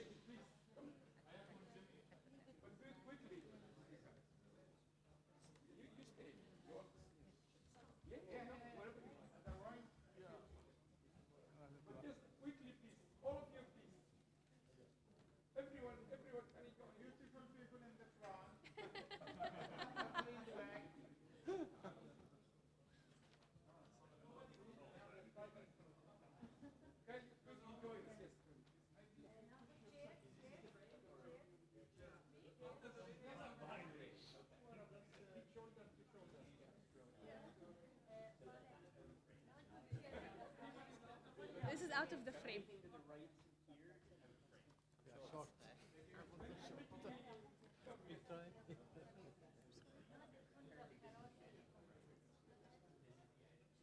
You can.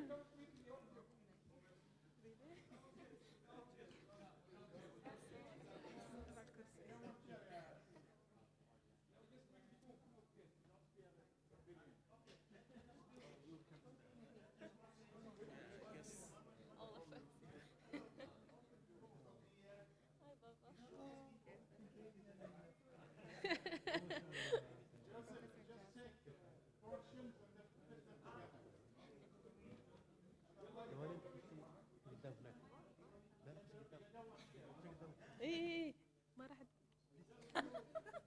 ما راح تبيني. ايوه يعني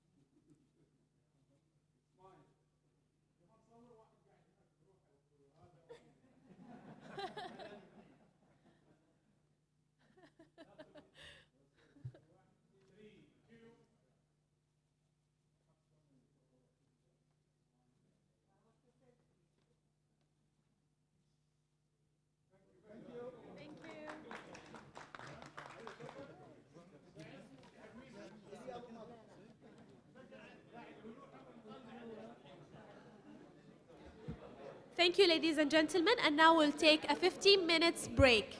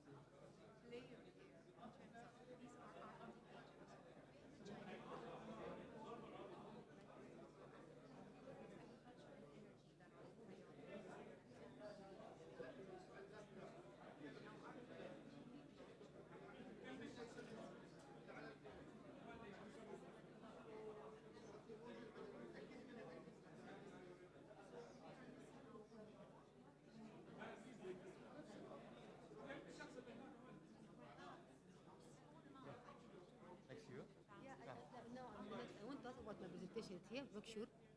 You copied? After the break with Sarah. Yeah, can you bring it already? Yeah, with email. Yesterday I did to Alam, so I want to make sure. No, it is not copied here. You send it to whom? Dr. Allah? Yeah. You have net the here? flash? Yeah, internet is here. Okay, check internet. That's why I want to make sure it's here. Yeah, what's your email? Gmail.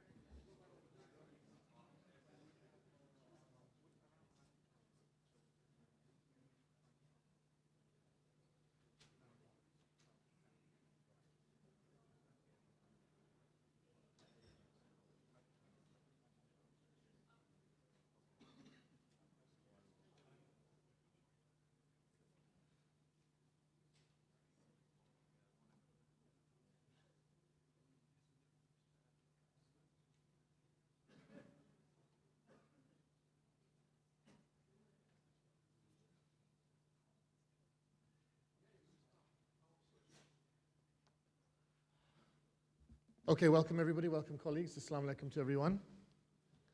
And welcome to the next session. Now we will get into the conference proper, if you like. So we have a few papers before lunch, I believe, and the next session. I understand that our first speaker is not here. So we will continue with the program with the following talks. So we have two papers which will be presented. One on end-user satisfaction with the quality of innovative healthcare, and another paper on dynamic model for the knowledge management and measurement of intellectual capital. So just to keep things moving on time, I will request the first speaker to come on stage. And I would like just to remind everyone, including those who may have questions, to please keep questions and comments brief. I will keep people to time, and because I know we are all eager to get to lunch as well. But we also need to make sure we support the conference organizers. So let's move on. So I would like to invite Professor Mukhtar Al-Hashmi and Micheline Akle to talk about their paper, End User Satisfaction with the Quality of Innovative Healthcare Technologies in Bahrain. Thank you.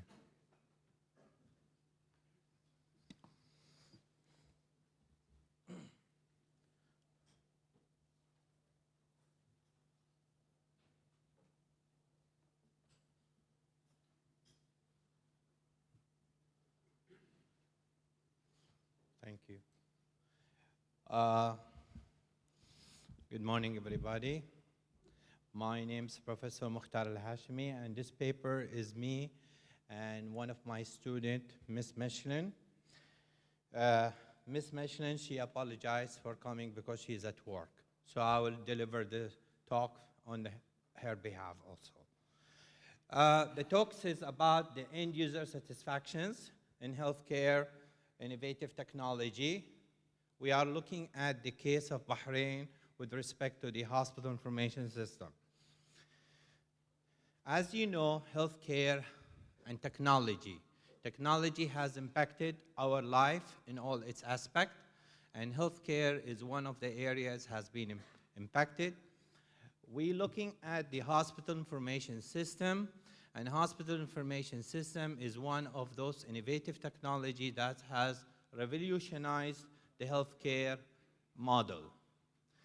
By definitions, hospital information system is a system that incorporates the clinical, administrative, and financial aspect.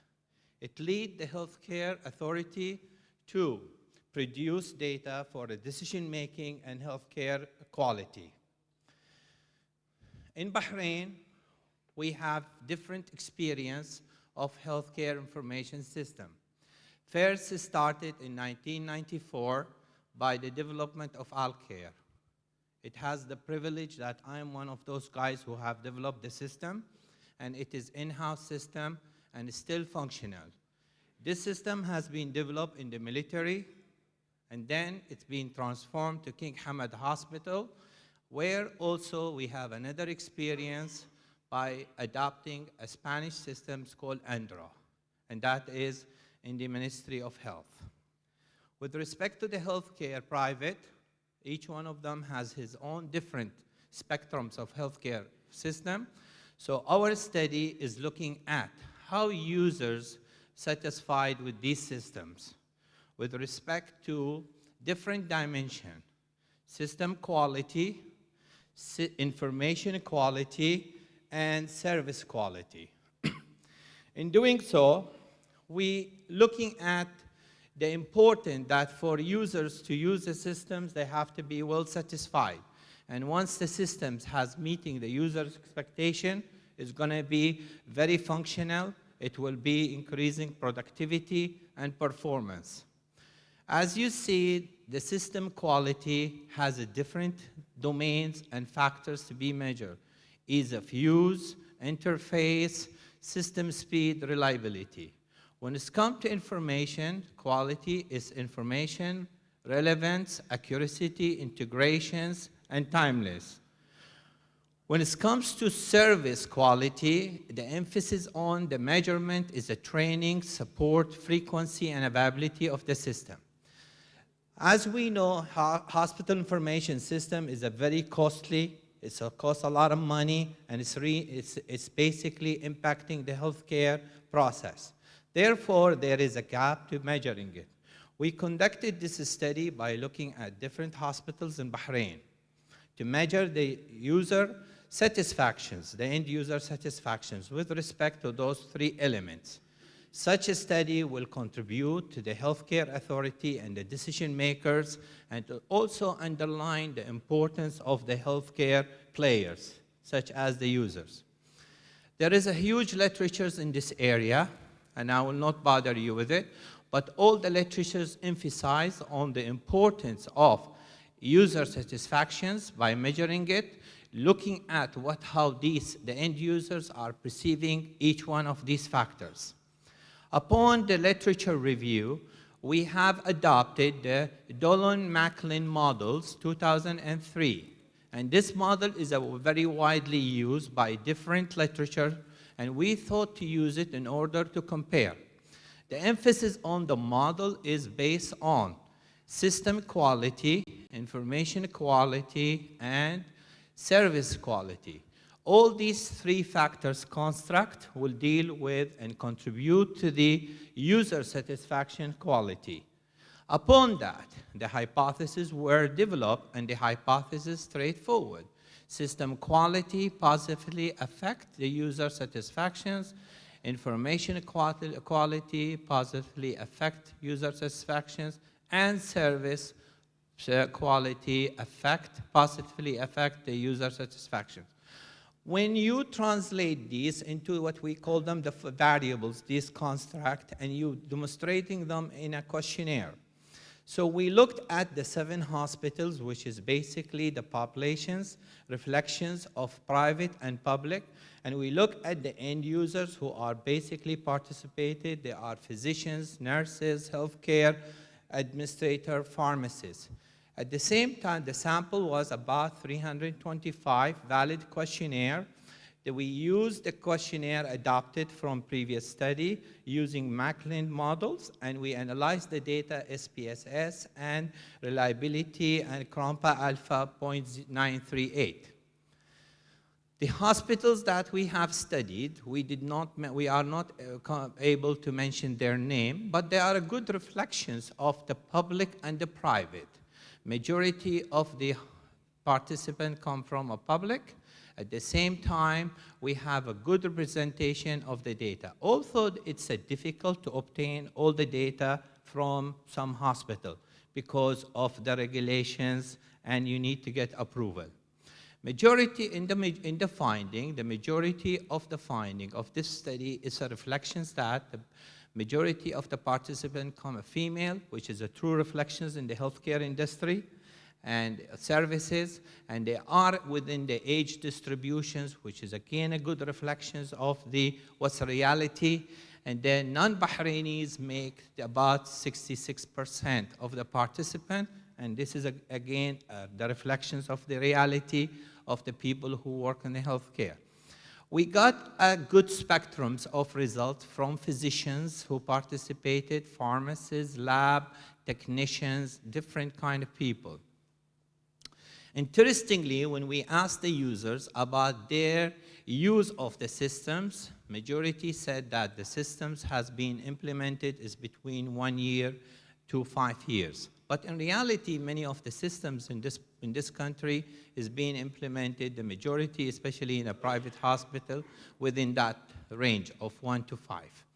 Training happened to be only once has been given. Majority has responded to that. Reliance on paper. Many of the hospitals still believe that they are relying on paper, and hospital information system has not really became what we call a replacement to the delivery model charting. Upon reflections of our findings with respect to the theoretical models that I have presented to you, we see that for each of these constructs, which is the 4 constructs, it goes system quality, information quality, service quality, and end users. The average mean for each one of these is very high. although when it comes to remote connectivity, it's kind of low. Upon that, we done the regression analysis and we done the hypothesis testing, in which all the hypotheses were accepted that there is a positive relationship between system quality and user satisfaction. Same goes with information quality and user satisfactions and service quality and user satisfaction. Upon that, we can draw a conclusion that there is a strong relationship, significantly, between all these parameters, the three, with respect to the user satisfactions of health hospital information system in this country. The conclusion, I guess this is the shortest presentation I ever given. The conclusion, okay? Now I'm getting trained to give short presentations. The conclusion is basically, upon our finding, we could see that all these indicators are positively with a higher mean. And this means they are all positively correlated and significantly. However, many of the users, when they participate for hospital information system in the public and the private, they show a concern with respect to remote connectivity. That means, although there is a hospital information system, they differ in their functionalities, they differs in their objective and alignment to the organization. However, many physicians in these days, they like to have access to the hospital information system remotely, which is a lot of hospitals, they don't have such services like that. Therefore, one of the recommendations of this study is that it's need to have more emphasis on remote connectivity using a smart technology. All the hypotheses also underline that there are a strong relationship, but however, for us to continue on improving the hospital information system, we must understand the emerging technology and the scope of functionality when it comes to hospital information system. Any organizations want to implement a hospital information system, it has to keep in its mind, it should not align the hospital information system to operational activity. It has to align it to their strategical objective. Doing so, a good hospital information system has to incorporate decision support, alerting, costing, and monitoring. Based on my experience in this field for the last 25 years and a core developer of hospital information system, we have achieved a very good experience in this country. It's an in-house developed system where we are able to calculate the cost of service by creating an equivalent to the DRG equivalents for healthcare delivery. Upon that, we are able to understand how much does it take to deliver a normal delivery in a given hospital. Once you know how much do you need to do for an operation based on an ICD code, you will be able to develop what we call an insurance scheme. And once you know how much does it really cost, you know how much really you need to reimburse in insurance. There is a big need to revisit the training, and the training because in this study underlined that majority of the users, they basically have one-time training. Therefore, there should be a periodical training, and this training has to be part of the appraisals. With the reality whether the hospital information system will replace the paper in this study has indicated no. It's reality that those two systems still exist in this country. There is a need to make sure that any automations have to lower the cost of paper model. Upon this study, there is a need to look into what we call decision support and also to align the hospital information system to a clinical information system and using what we call lately innovative technology like a robot. I would like to thank you for my presentation, and I will be happy to take any questions. Thank you. Thank you, Professor. And I'll now pass to Mohammed Hasmini, who will take questions from the floor and conduct the next part. Thank you. Thank you, Professor Thank you. Mukhtar. Yeah. We have some time for a few questions, probably 2 or 3. So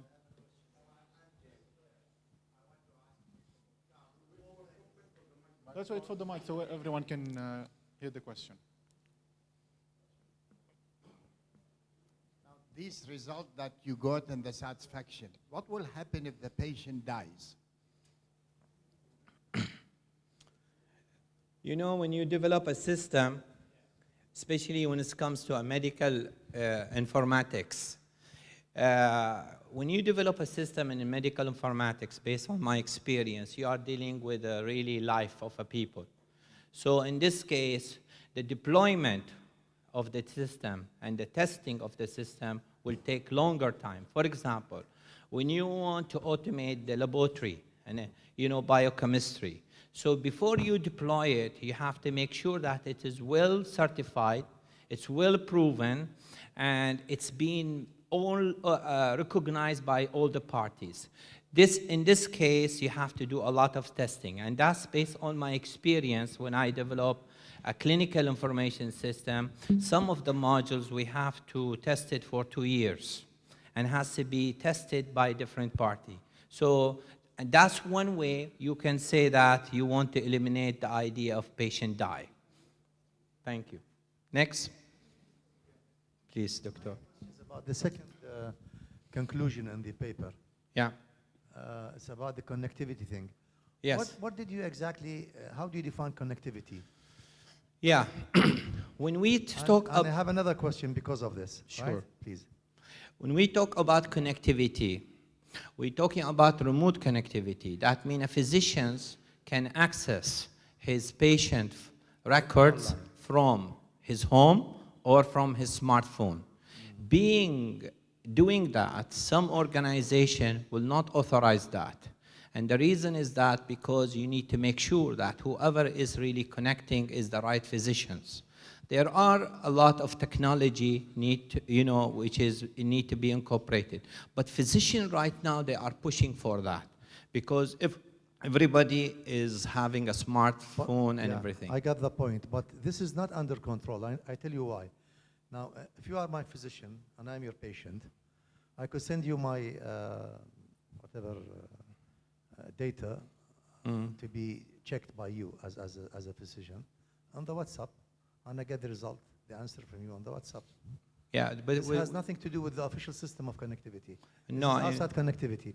It is a connectivity of something very special.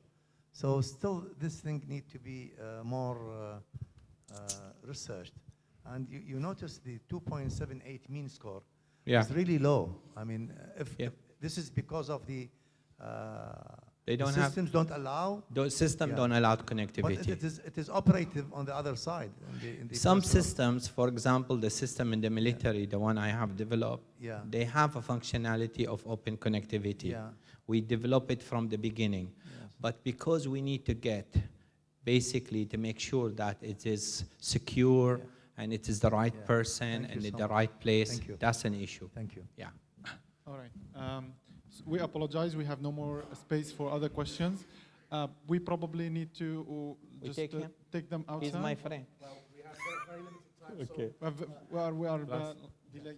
So sorry, I would suggest to keep to time so we don't expend too much time. If you have any other questions, I would suggest you speak with the professor, please, so we can move on with our next speaker. Thank you very much for the very informative talk. Thank you very much.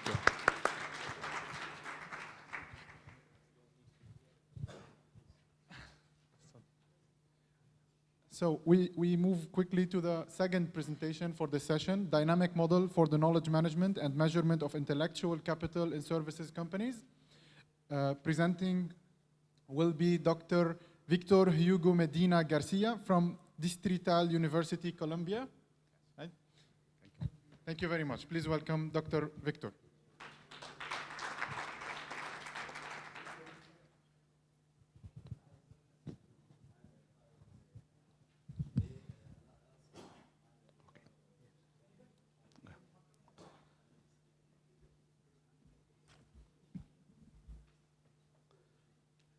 Good morning.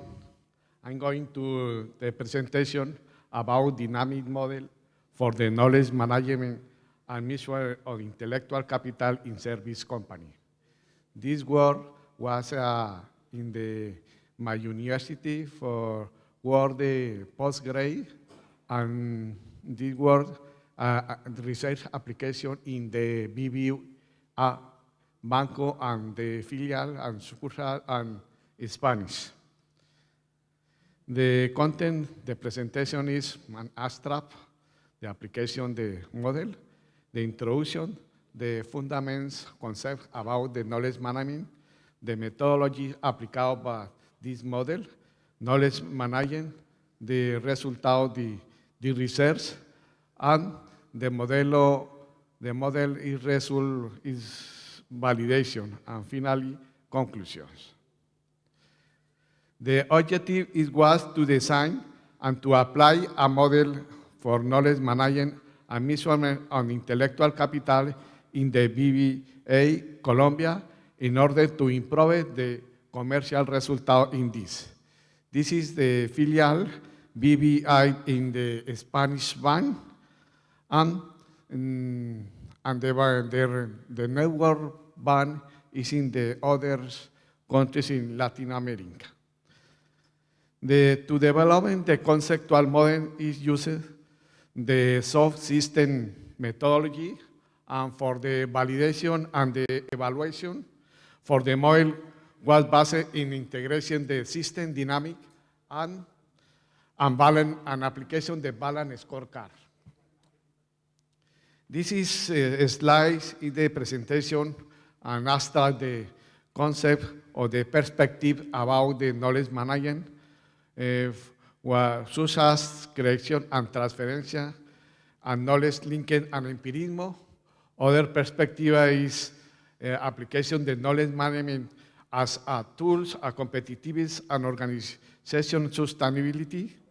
And the main application is the management models in the enterprise, different models, implementation in the 1995 in the KPM in model, and the R2 Anderson and the Nonaka Takeuchi and other models. But actually is the exploration of the impacts of the knowledge management in Colombia is this time the word financial sector industry.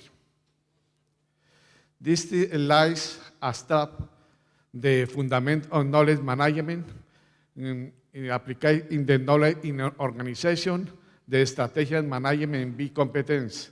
But the main focus is the decision factor to managing knowledge, such as business motivation and facilitators or mechanisms applied on knowledge management. And the more important is the measure for indicators, measure the intellectual capital and the effect of the knowledge. The methodology applied for model development is in the next steps. First, definition, office network under studio, initial diagnosis, and after selection and indicator system, and after transformation, knowledge dimension, knowledge on blocks knowledge into influential and relative variables. And after determination of direct causal relationship between the variables on influencia and dependence. Finally, design the model on knowledge management and intellectual capital measurement in the office network. This model is validation, the proposed model through the strategic approach based in system dynamic. This is the Modelo 5. The model contains four nodes of blocks knowledge or resource resource of knowledge. The first node is knowledge ground. This is compound in or support inter by a platform, the cultura and leaderships in teams and practice communities, and corporate memoria and ICT. Is compound the 6 dimensions of facilitators or mechanisms, such as creation of knowledge, identification and acquisition, classification and storage, application and updating, knowledge transfer, and knowledge measurement. The second node, knowledge development, is the practice or the operation normal in the enterprise is compound the operation management, cluster management, and innovation management. The third node, customer shop, is the result they apply the node 1 and node 2.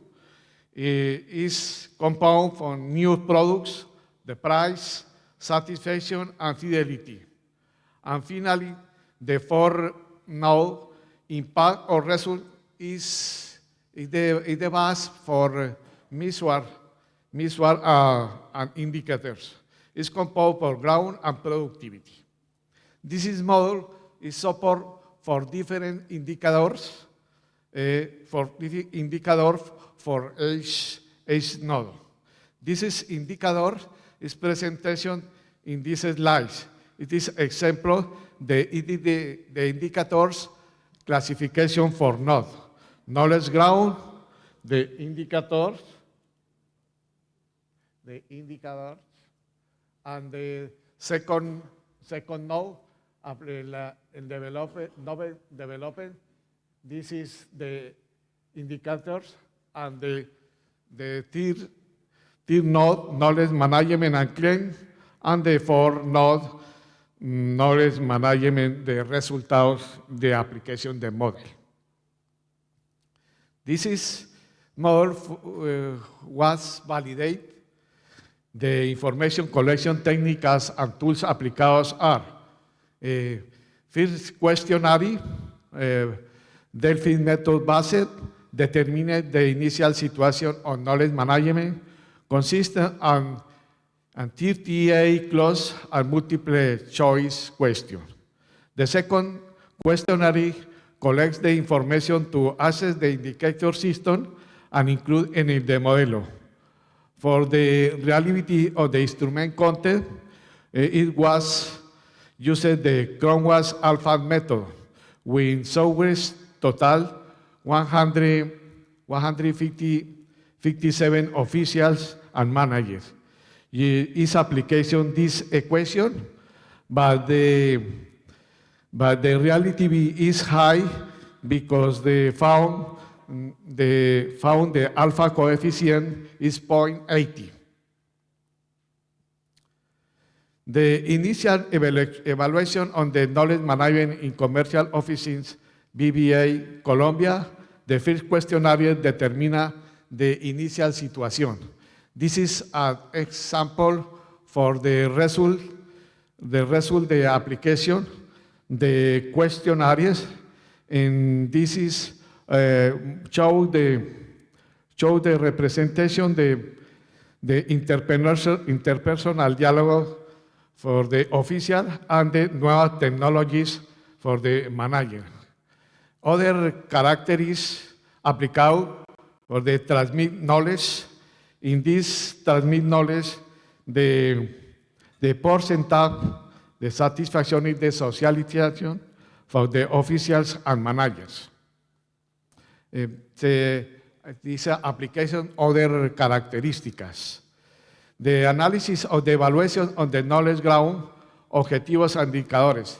This is a simulation the model. This is the Forrester diagram. Is applied the version PL version 6.4 software.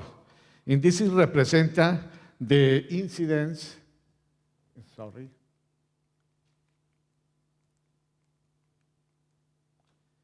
This is represent the incidence in the utilities in dollar for the banking. Other simulation demonstran the application, the project in execution. We show the application with knowledge. Red line is more than the without knowledge management. Other variable is the client variable, is the similar result, but the most important result is the utilities variable. And this is a utility variable. We show the red line is superior and more the blue line in the without in knowledge. This is demonstration the effect of the utilities in the banking.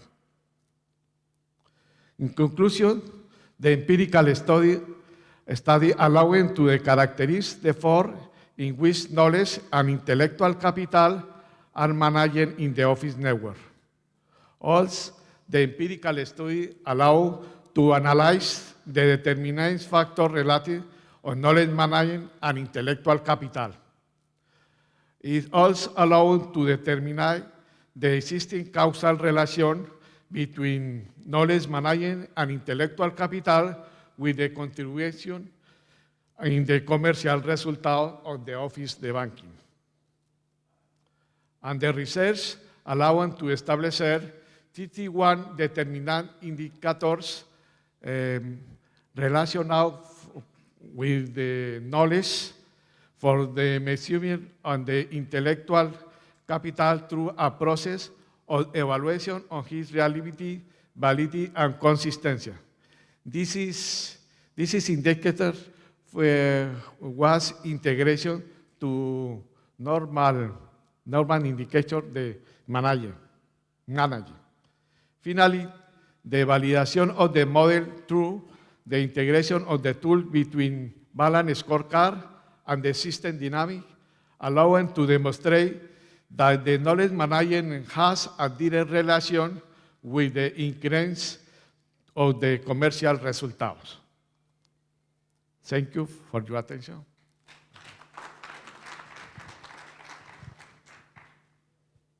Thank you very much, Dr. Victor. We have space for a single question, please. Yes?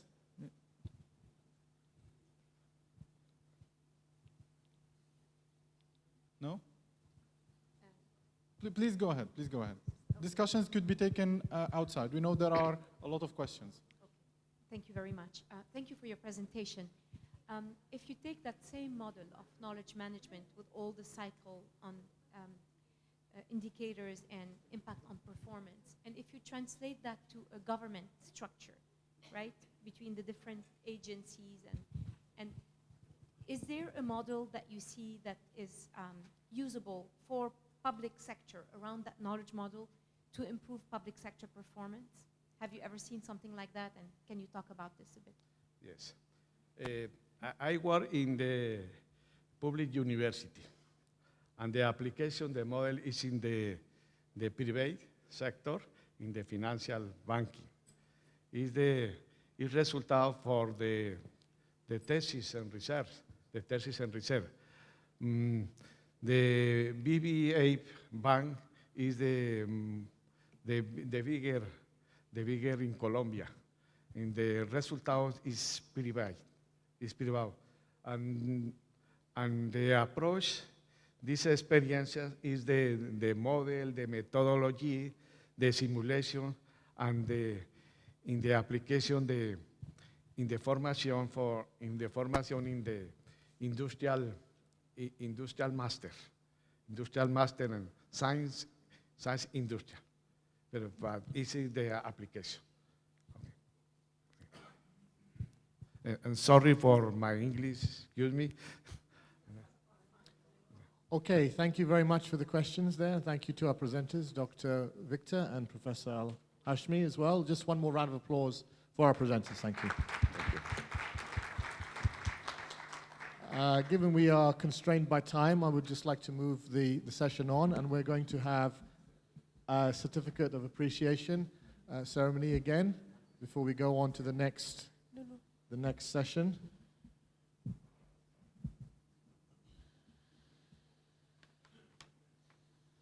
Just while we wait for that, I think we have a few observations I would like to make as well, and perhaps Mohammed would like to share some of the observations. So both speakers there, I think, presented very interesting aspects of how information and knowledge are intertwined with organizations. And as we heard in the keynotes also this morning as well, information and knowledge should also be part of the sustainability agenda. We cannot ignore information, we cannot ignore knowledge as well. That needs to be part and parcel of the development of sustainable initiatives within organizations. So I'm not sure if, Mohammed, you want to add anything else, any other observations? No? Okay. So I think we are ready now for a little presentation ceremony. Is that correct? Yes? Thank you.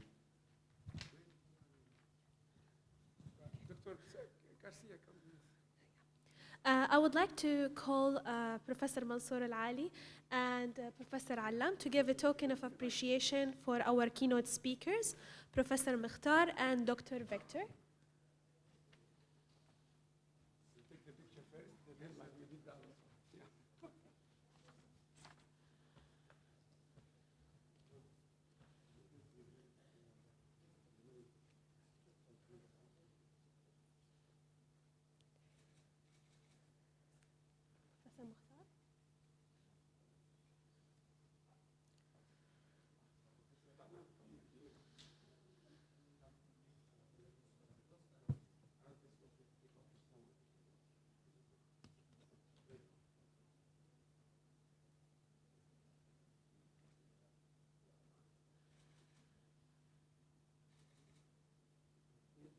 Dr. Victor?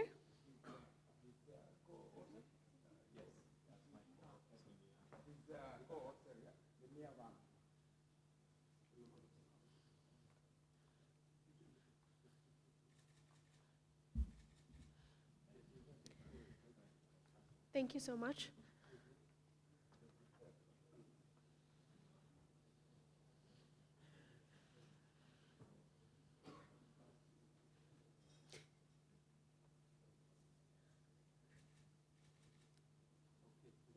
Thank you.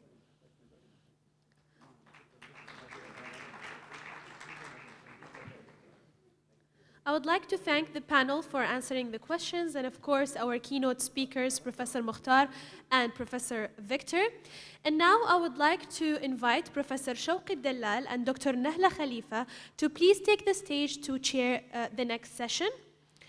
I would also like to invite Professor Amr Sharif and Professor Zahir Irani to present their talk titled Water Governance and Technologies in Southwest National Capital Region of Delhi. Where are you? Please take the stage.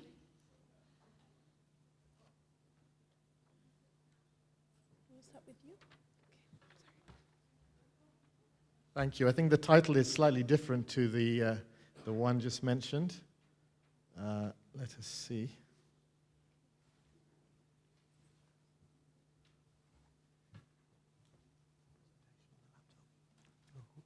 What is your name? Sharif. No, it is copied or not? Is it there or not? You on the flash? I've got it here. Here.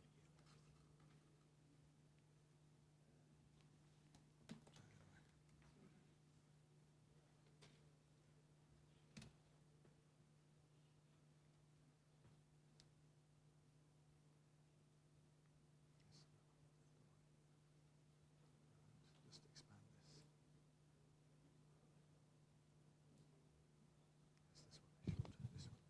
This one. This one? Yeah.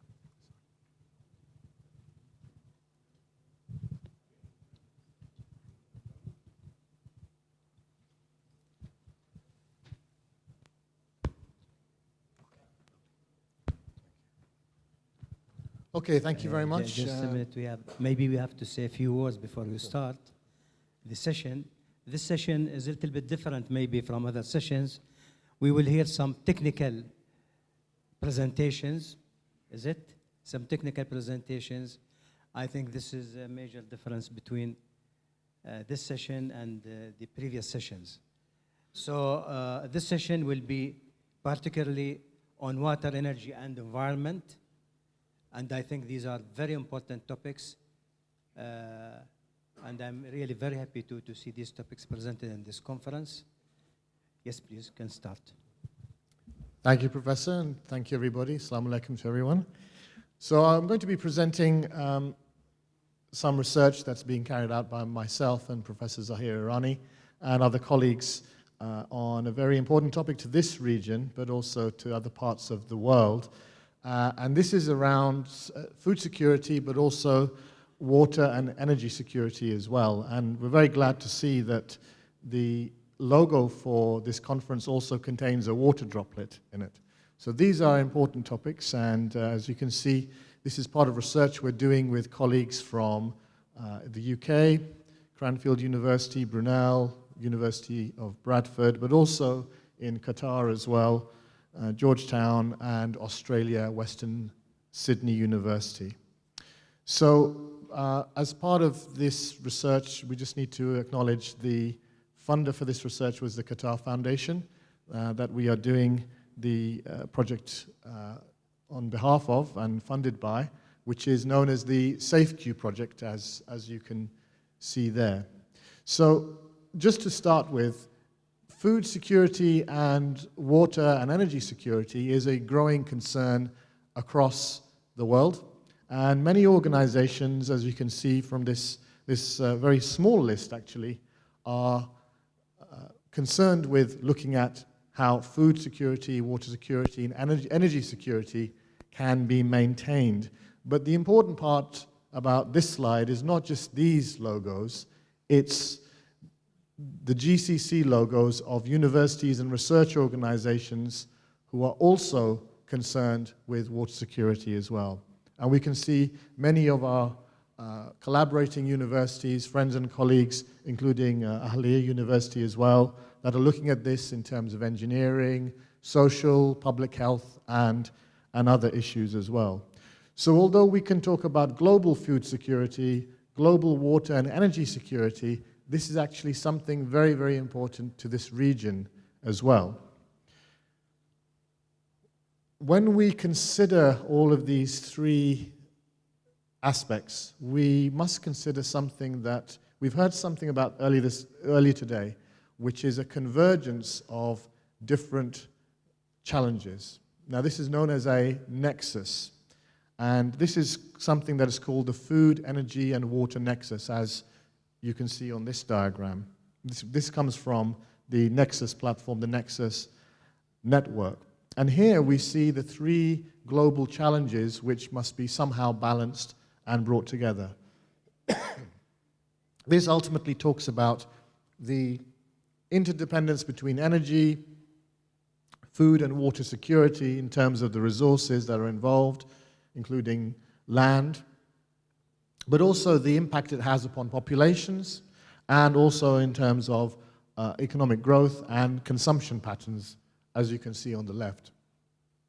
So when we talk about these three aspects, we actually are talking about all of the related impact factors as well. And this is the core aspect of our research, our interest in this field. Now, given we are in the Gulf, and we're in Bahrain as well, it is sort of hardly surprising to note that this is a topic of heated debate and of interest in this part of the world. So over the last few years, you may have seen this talked about in various different forums and in the media. Food security is something that's constantly within the line of sight of the public. It's in the media. You can see here some of the media pieces over the last few years, and I've just picked a few of them out. You probably can't see too many of them, but the words GCC, food security, and water security is regularly appearing. This is something that's not going to go away. And it's from different aspects, but across the different elements of the the GCC as well, from Oman to Kuwait, Bahrain to Saudi, all of the different countries within the GCC, this is a recurrent theme that is impacting citizens and nations and the economies.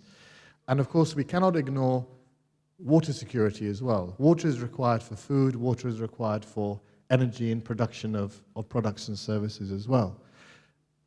You can clearly see that this is of very, very deep importance. In fact, when I was here in Bahrain a few months ago, this was an article in the paper, I think it was in the Khalij Times, that I saw, and I thought, well, this is actually an ongoing topic. And it's good to see that even in Bahrain, this is something which is regularly discussed and debated. Of course, it's so important now that even ex-presidents are talking about this. So literally a week ago, Barack Obama was in Milan talking about food security. And you can actually see his talk online as well as part of the Seeds and Chips conference. So this is something that is just not going to go away. It is a global challenge. It's a regional challenge. And even in the Oman news, you could see this in a recent article. Well, not recent, it was a few years ago, where they talked about these three different interconnecting areas: water, energy, and food security in the Gulf. So how do we solve this problem? Well, first of all, we need to understand the extent of it. What do we mean by food security, water, and energy security? And I just want to show you output from a very useful tool that's available online, which does some of this work for us, that actually identifies where are these hotspots, where is there acute or a meaningful challenge to food, water, and energy security within the Gulf. I'm not going to show you all the detail here, but you can actually, using this very useful online tool, zoom into different aspects of these three different areas. Now, if we just have a look at this, and just to be absolutely clear about this, there is no data for Bahrain and Qatar so far captured, which we think is a useful area of research. This diagram shows, in varying degrees of severity here, where green is good and red is increasingly severe, the level of food, water, and energy security in each of the three countries. Now, one of the aspects of security studies in terms of food, water, and energy is availability. So, as you can see here, for these GCC countries, the level of availability of food, water, and energy is actually very good. But how it's used and consumed is of concern. So when we start looking at the combined indices, as you can see at the top, it hasn't come through very good in color terms, we can start to see a difference. It's no longer green, it is becoming yellow. And that yellow will eventually become red. Why? Because we are dealing with resources, natural resources, which are going to be used, they're going to be depleted, and there needs to be a constant supply. So the issue and the challenge here is, how can GCC nations ensure the safety and security of food, water, and energy resources? You probably have them available here. Food, water, and energy can be combined together, but how can you secure and sustain those resources over time? And this is the big challenge. If we then look at some other data as well, we can start to see how does the GCC compare to other countries in the MENA and the Maghreb regions. And again, this is from a report from AFED in 2014, which looks at renewable water resources and arable land area. So you can easily see here, there are a few hotspots in the GCC, and some of those yellow or green aspects of food, water, and energy security are slowly turning pink, maybe even going to red. So this is a challenge. How do we solve this challenge? What do we do with this? Let me just tell you briefly to conclude some of the work we're doing with colleagues supported by our Qatar Foundation project. And some of the colleagues are shown here. We're looking at the moment with respect to this particular case of Qatar and the state of Qatar's use of food and how food is consumed, and indeed how food is even wasted or lost. I won't go through some of the technical details here, but from our research, we have found some key driving factors which we've analyzed using a systems-based approach. How can we sustain the use of food, the use of water, the use of energy? And what we found is that there's a whole range of reasons why food may be being lost or wasted in that GCC country, which is of course not too far from here. And some of these factors you can see in the yellow box here: food market competition, regulations, market access, bureaucracy. All of these factors are impinging upon food consumption and food waste. These are not the normal factors that you may consider or may assume impact food waste, but this is what we found so far from our research. We've also found here, and I won't bore you with the detail here, but you might be able to see a whole host of interrelating factors. Human behavior also drives food security. So I'm just about to end as well. The factors which drive that also relate to socioeconomic status. We were talking earlier on today about how status and showcasing particular projects and initiatives is very important in the GCC region. And we have to be aware of the cultural sensitivities about how people consume and work, and how communities work together as well in this part of the world. So just to conclude with that diagram, this is ongoing research. We don't necessarily have answers. In fact, we have more questions. So when we are talking about food security in the environment and sustainability in the Gulf region, we need to be aware of the wider and interconnected context of our natural resource systems. So thank you for that, and happy to take questions now later on. Thank you very much.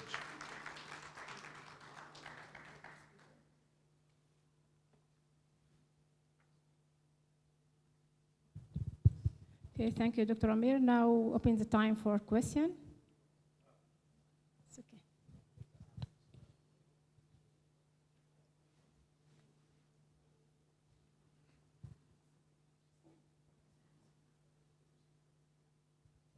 Thank you very much, Professor Sharif. It's an interesting kind of, let's say, a project that you have, but this project is really not something new. If you look at the literature from international institutions over the past 100 years, they have been talking about water and energy and food. And until today, we have not been able basically to find solution to these kind of problems. And when you look at the Middle East in particular, and this is the research that you people are undertaking, I think everything boils down to management of resources in the region itself. Now, you mentioned, for example, economic growth. There are so many studies have been shown that there is a negative relationship between consumptions of energy and other resources and economic growth. So even economic growth needs to be managed. You look at the population in this part of the world, in particular in the Arab world, the rate of growth of population is the highest among all regions in the world. And nobody is doing basically anything about it. And even if you look at the water resources, and you can clearly see, there's not really much of a public awareness among even the average person as of how to consume water, how to manage water, and how to use these kind of resources. So there are some element of culture, element of social, element of political institution. So it's a very complex kind of process that you need really to go through in order to be able to at least come to a clear conclusion for this. Thank you. Thank you. I think just to highlight that, going back to this diagram and the previous ones, what you've highlighted is exactly the source of our research interest. If we're thinking about economic growth, the models of food production from the 1970s, 1960s, post-World War II era no longer apply.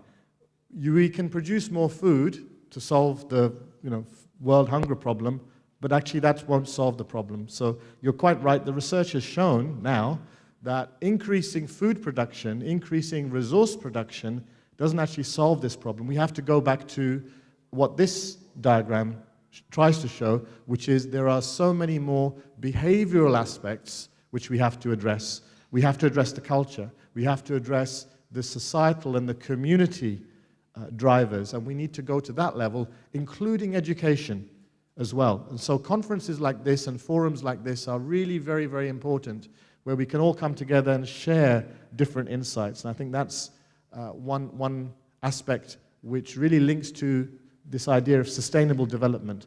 Development is only sustainable when you bring different non-technical aspects together, non-economic aspects together. So thank you for the question and Okay, insight. I think the topic is very interesting, so we can have only 2 questions more. It's okay, Fadal. I wonder if you are taking consideration the water taking from the sea. Okay, can you introduce yourself, please? Present yourself. I wonder if you are taking consideration the water. Introduce yourself. Can you hear me? ايوه سامعينك بس عرفنا بنفسك. If you could introduce yourself. Dr. Abdel Qadir. I am a professor of law and a lawyer. I wonder if you have taken consideration the water taken from sea, desalinated water in the Gulf here. This is number 1. Number 2, I think it is not matter of scarcity of water. It is how we are using water in the Gulf countries. Even in Quran, our Prophet Muhammad is advising us to be very, very, very strict in using the water, even while you are taking ablution for prayers. But people are misusing water. For cleaning a car, they spend 3-4 barrels per each car. So we need a kind of law, or we need kind of how to enable people to use the water in a proper way, so as at least to save the scarcity. Thank you. Yes. Okay, one more question, please. I'll start my question telling a little story about, Professor Saad Darwish, advisor to the president of Applied Science University. One incident, had a clip on Twitter and Facebook, was about a lorry dropping all the stuff in the central market in Bahrain. And the next day, His Highness the Prime Minister put this in the agenda of the meeting for the cabinet about preserving this grace, preserving the grace that God has given us. So the problem is with I think, is to change the attitude of the people, their ways of consumption and their behavior, as you said. It is very important. Thank you so much for raising these points. Thank you. Thank you. I think those are 2 very, very good points. Just to bring both of those points together. Our research is not necessarily looking at the water aspect. It will do, inshallah, in the future, and that's our next step, is to look at that. Our primary concern is around the food, but you cannot get away from the food and the energy and the waste aspects when you look at food security. So one of the things that we've been discussing with farms in Qatar and other countries, even in Saudi, not too far from here as well, is how is water used in food production? And water is also wasted, and you also mentioned this point as well. You know, we tend to use water and energy to create other products, but we don't see how that water and energy is embodied in that product. So, for example, these things right here have all taken energy, have all taken water. We just don't see them. So our interest is, how do we convince people who make products, who use them, who maybe even abuse them, how do we change their mind? And this is part of it. So we're looking at we're trying to look at the whole system, which may be more complicated, but it helps to increase the debate. And I'm happy to hear you are keen to engage in that debate as well. So thank you for your questions. Thank you, everybody. Thank you, Professor Sharif. Just one last comment, please. Regarding the data about water in Bahrain, there is a very interesting article written by one of our colleagues in AGU. And in this paper, you can find it is a very good source of information about water in Bahrain, just between brackets. Sure. Thank you. And if anybody has any ideas of how to collaborate with us on research in Bahrain, we'd be very, very happy to hear. So thank you for your time. Thank you very much. Thank you.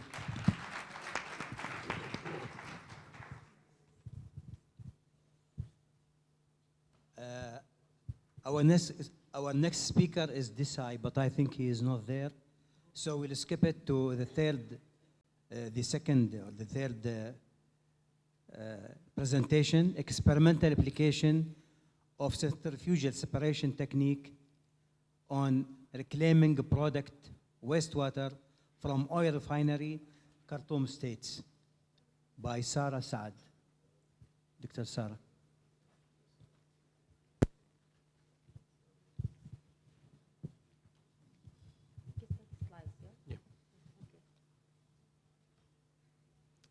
Assalamu alaikum.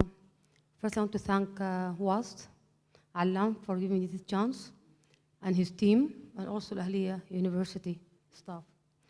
My presentation is about the use of water. Also, I will mention, Dr. Amir had just mentioned, the problem of food security and water as a resource. Now in Sudan, in my country, and other Arab countries, we are facing the problem of water scarcity. I think the next future will be the challenge on securing water for the more than 32 million people in Sudan. Sudan, after separation of the southern part of the country, we have left only with the northern part, which is dry, arid, and semi-arid, classified soil classification. In order to invest this land, we need huge amount of water. This is sometimes we have water, that's the Nile, that extends from far south to the north, and we still have a scarcity in food in Sudan. And also thank Dr. Amir, he mentioned some in his map that Sudan is suffering from food insecurity. The problem is that we should shift our thinking to recycle the wastewater in order to be used for irrigation or suitable for irrigation quality. Sudan invested in oil for more than 30 years now, and without any management or proper practices for recycling of the liquid waste. Our paper research concentrated upon recycling the liquid waste produced from oil industry to suit the irrigation quality criteria. For example, this is two photos from the refinery in Khartoum, oil refinery, and they have huge amount of produced water.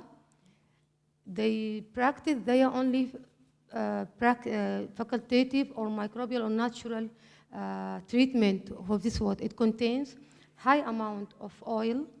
This is some of the quality of treated wastewater. It contains high percentage of oil, sulfides, ammonia, and phenols. These chemicals are classified as toxic and should not be applied to soils or used for agricultural purposes. So what they have done, they just put water in open ponds in order to degrade the oil by using bacteria, and they recommended that this water is good for quality and can be used for irrigation. What happened is that all the trees and crops planted and irrigated with this water completely deteriorated, and soil polluted with oil, sulfides, and phenols. And the habitat or the balance of chemicals and microbes are completely changed. So we developed to think of another way to separate, firstly, the oil from this water. We used the separation technique. This is a filter already developed in UK, by Cameron UK, and used for saline water to remove salts from water in seas and oceans. We tested for oil, and our treatment was just to separate or to pass this water in the filters. It's used by centrifugation technique, and the results were really very encouraging. We cared about the total petroleum hydrocarbon, the most serious toxic pollutant in the soil, organic pollutant. And after we treat wastewater with this technique, oil were completely separated up to 70%, as you've seen here, in the samples in different months. Up to more than 50% of oil was completely separated. Also turbidity, the water is all high turbidity, and also the technique helps in reducing turbidity of this water. So we recommend from this study that centrifugation separation technique, it's expensive, it's not cheap, should be sponsored by government or private sectors. Also, we need very big filters to be used because we have thousands of water, tons of cubic water per daily, and can be implemented in treating wastewater. And also, further research work is needed to test other quality criteria for removing other sulfides, phenols, and other pollutants from this water. So, thank you.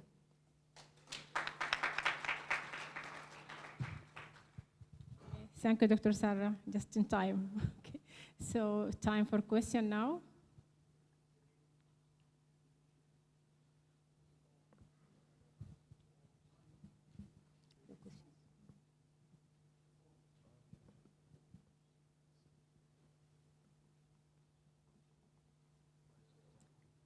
Any questions? No? Yeah.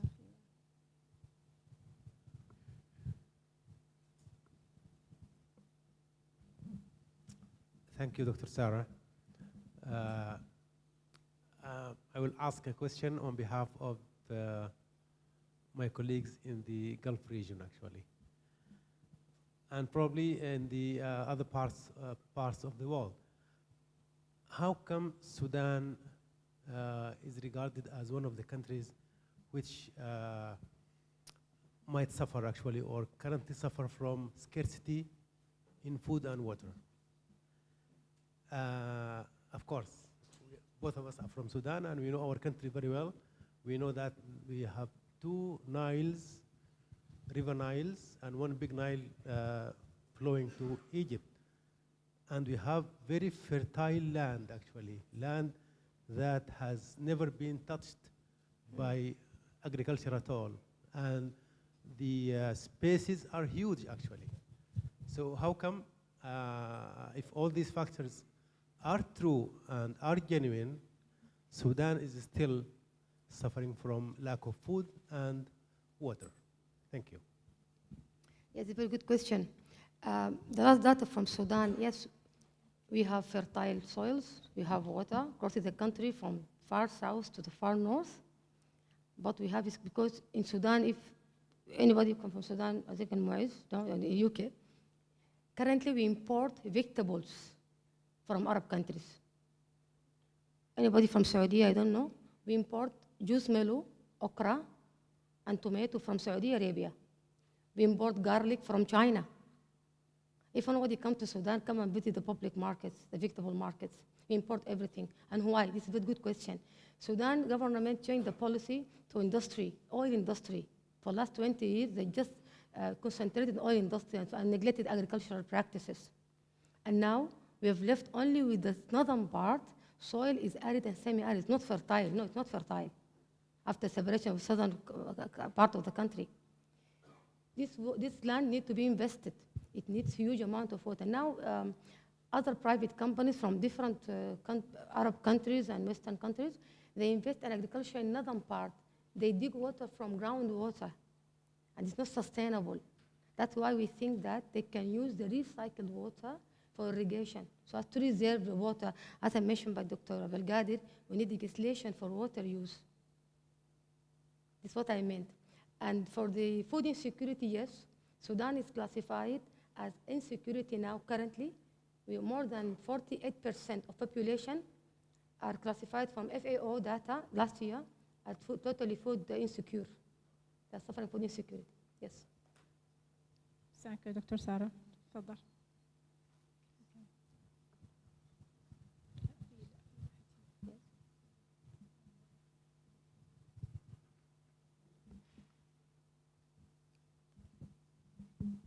Thank you. My question is... Can you introduce yourself, please? Yaqub Ali from Ahmed bin Mohammed Military College, Qatar.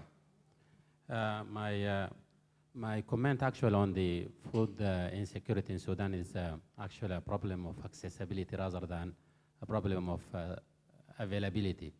So food may be there, but the people, they don't have the accessibility to food. They don't have income. They don't have sufficient income to buy food. That's one thing. My question is to you, your paper.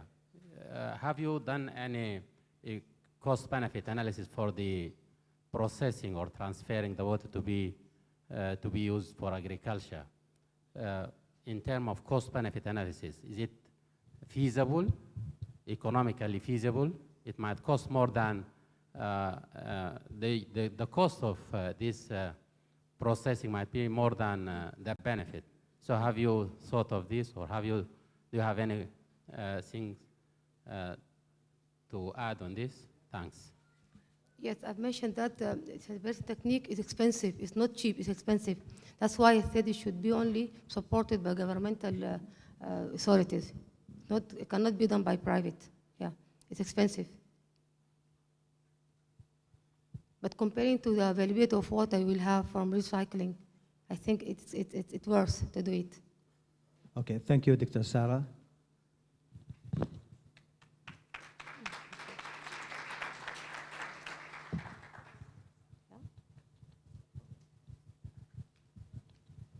Our next speaker is again Professor Mukhtar Al-Hashimi. Please, Professor Mukhtar. He will talk to us about an investigation of the utilization of energy and water conservation technologies in Bahrain, entrepreneurial opportunity.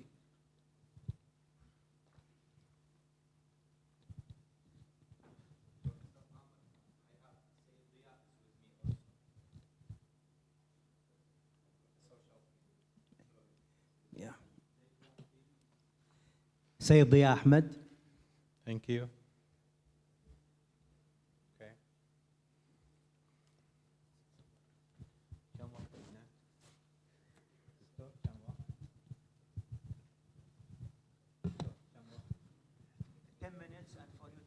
Thank you. Okay. Hello again. Basically, our next talk presentation is completely different than the previous one. This study is an empirical study. It's investigating the utilizations of energy, water conservation technology in Bahrain. The objective of this study is basically trying to create an entrepreneurial opportunity, trying to create business by understanding what are the people, their awareness of the electrical and water conservation technology, at the same time, their willingness to buy a certain product, and as a result of that, we create a market visibility and we create a business opportunity. As we are aware that energy is on the rise, everybody is using it, it's very highly. Majority of everyone in different parts of the world, they are using it increasingly due to the technological and advances and habit of the society. Such things has made major challenges for many countries. So energy is a big issue. And as a result of that, also the decline in the oil prices, especially in 2014, has resulted in a short of revenues. Such short of revenues in oil revenues has pressurized the decision makers in different parts in this region, in the Gulf, to reduce the subsidy of their funding for electricity. As a result, have passed the increase of the cost of electricity to the public and the consumer. As you are aware, there are different brackets of electricity rate. There is consumer rate and there is industrial rate. In the past 1 year, the electricity rate has increased, reflecting on both consumers and industrial. In the next 3 years, it's going to increase by multiple factors. We looked at what is the opportunity of we can create in trying to understand the acceptance of the public, okay, of electricity and water conservative energy. By definition, energy is basically the process of reducing the consumptions of energy through lesser amount of services or pay. At the end of the day, people will pay less for more power they are getting. The benefits of energy conservation is lowering the cost, reducing the energy services, increasing the environment quality, and high saving for the public and the consumers.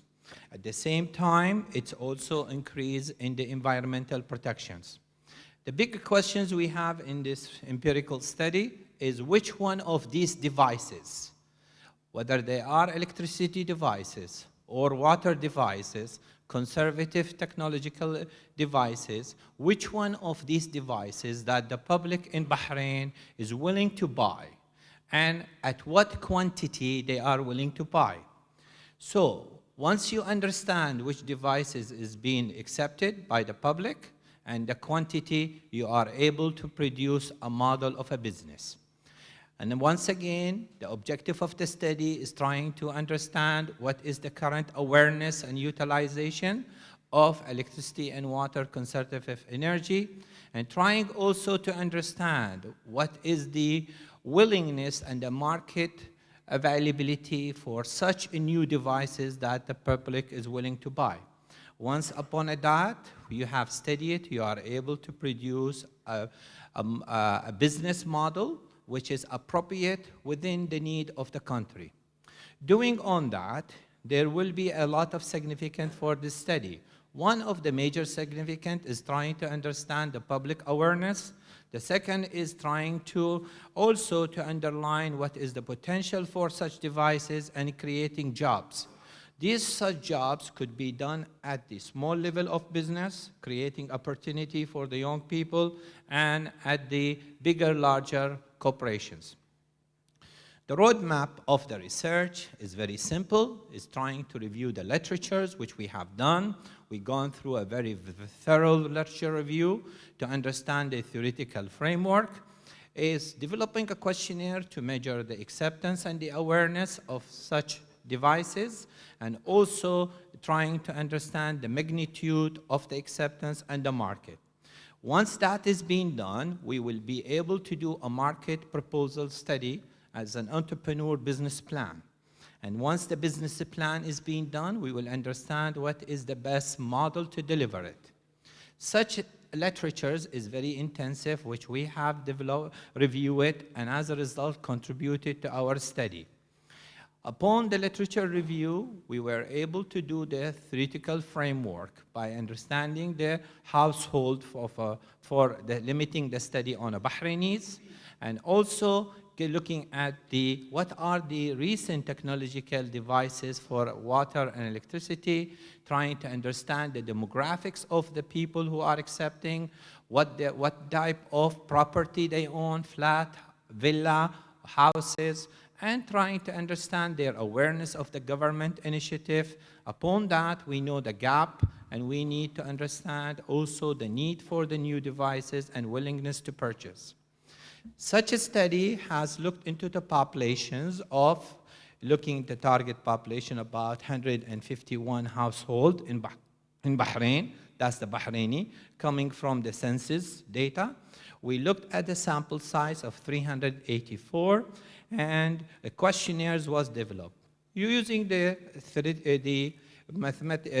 data analysis by having the Krompa alpha and also descriptive and hypothesis testing, and we done some interview.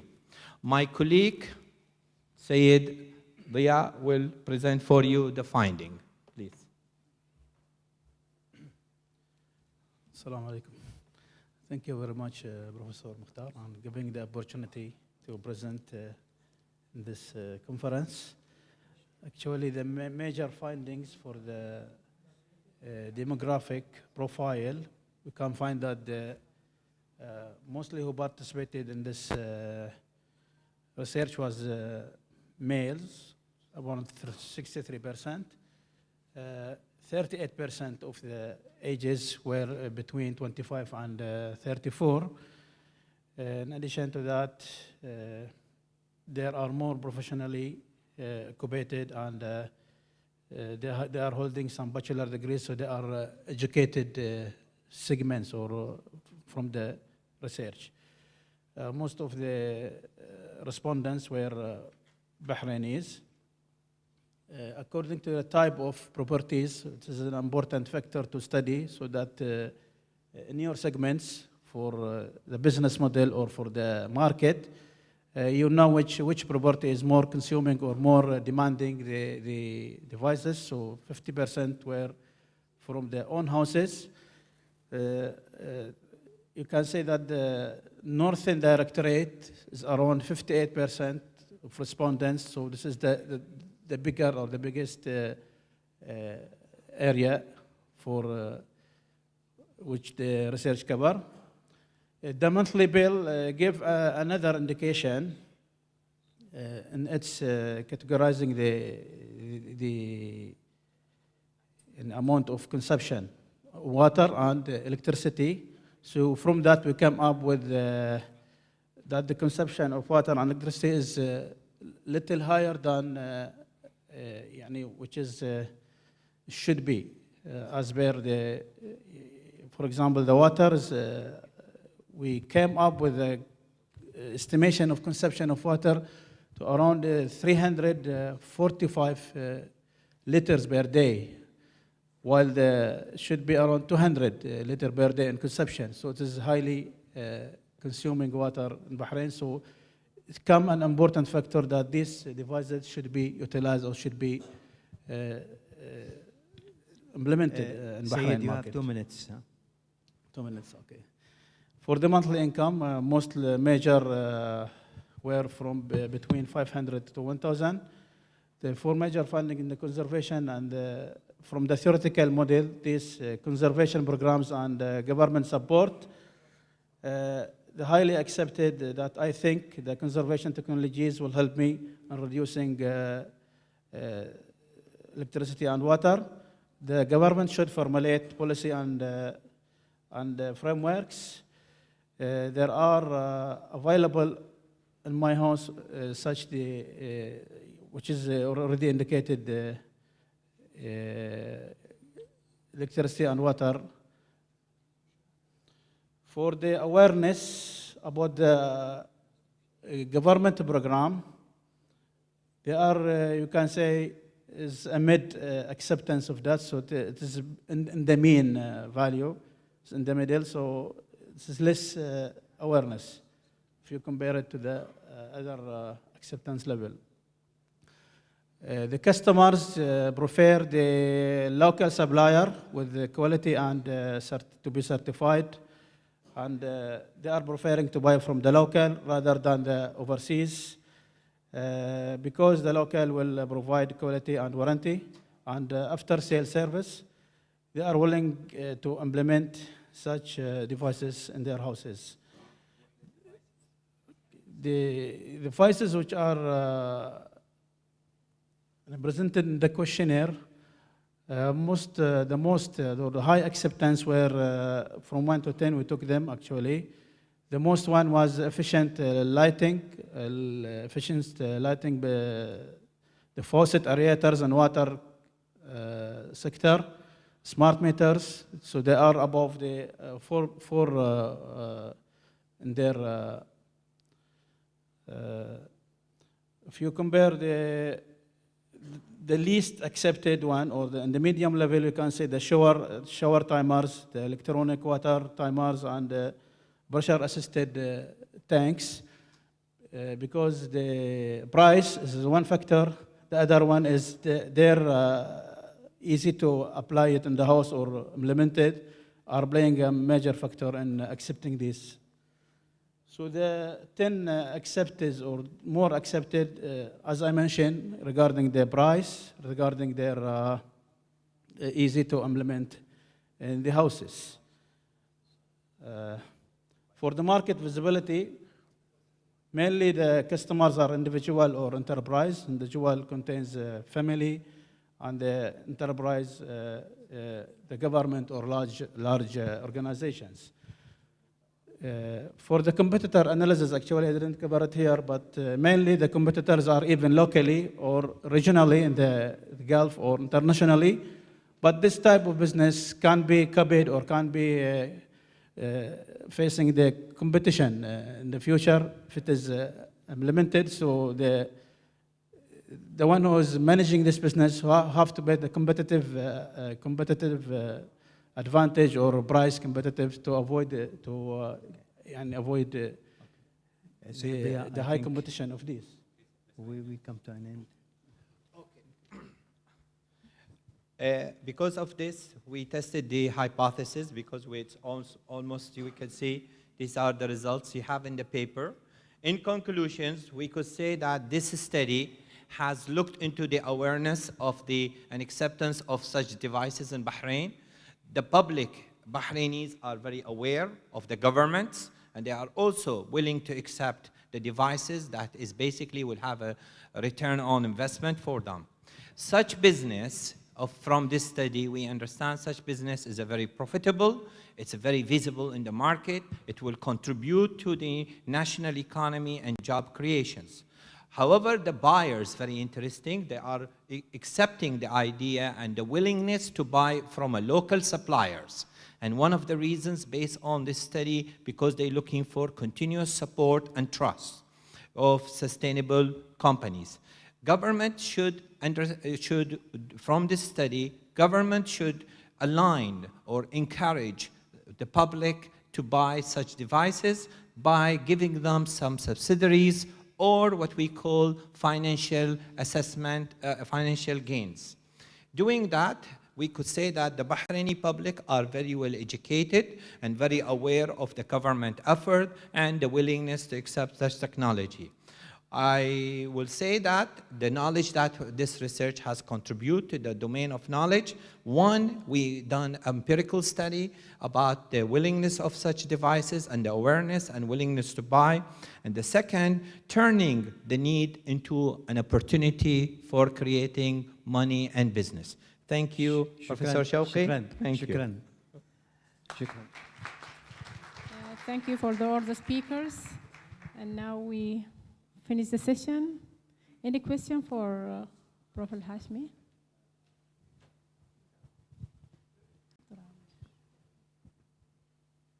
Thank you again, Professor Mukhtar. Now, after 1973-74, or increase in oil prices, the European, they have been able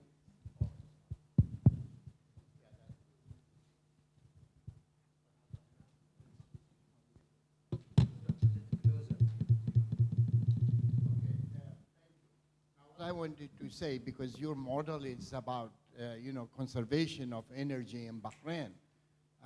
The European, after the 1973-74 increase in oil prices, they have become very efficient when it comes to energy consumption.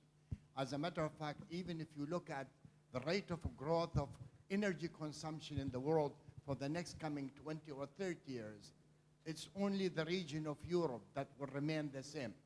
We simply mean that they have been able to develop an efficient system.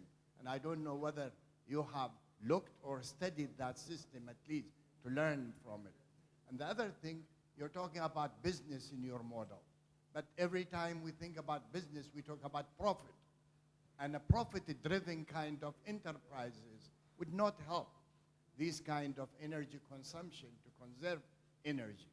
So it seems that there are some contradiction in your model, and what your model can contribute actually new to at least solving the problems of energy consumption here. Yeah, Professor Amar. Basically, I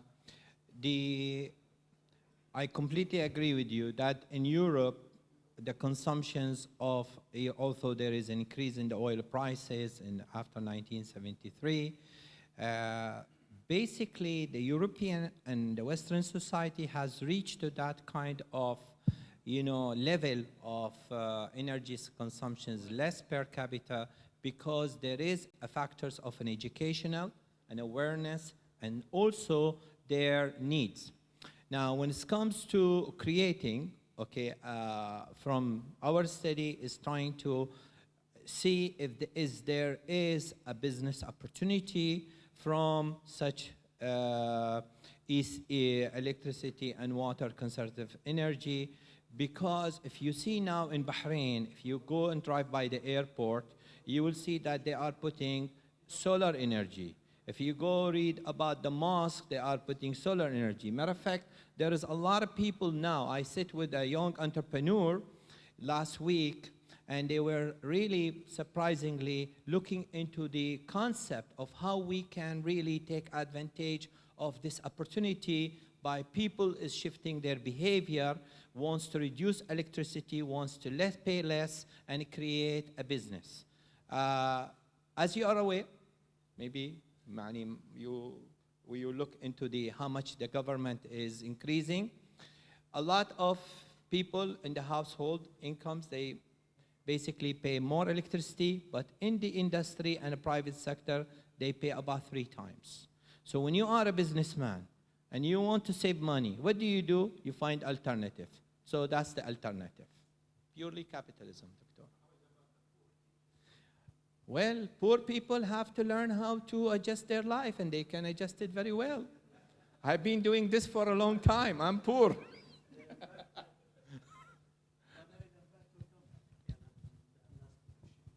Okay, one more. It's okay. Should be the last one, please. Thank you, Professor Mukhtar, our master, for the clear and informative research.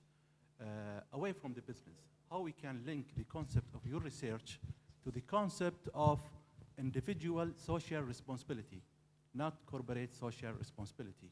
Especially the world now is currently looking for not only smart cities, they are looking for healthy and green cities. See, at the end of the day, there is a behavior. When it comes to energy consumptions, is a behavior. As you see in some of the slides we put because of time. In the paper, we discuss about the human behaviors, how they utilize electricity. There is an element where, from a social point of view, we as parents, as educators, we need to educate our children how to do that. Frankly speaking, the government started to do that. We as parents, we start to do that. But at the same time, when you want to reinforce changing of a behavior, you must bring an alternative to sustain that behavior. And our study is trying to tell you, I will encourage my child on changing his behavior, but at the same time, I'll bring a motion detectors for the light opening. I will also purchase a timer, and I will also purchase a solar. In this case, you have the entire spectrums of the variables. So this is how I could see it. Thank you. Shukran ala comment, huh? I like it.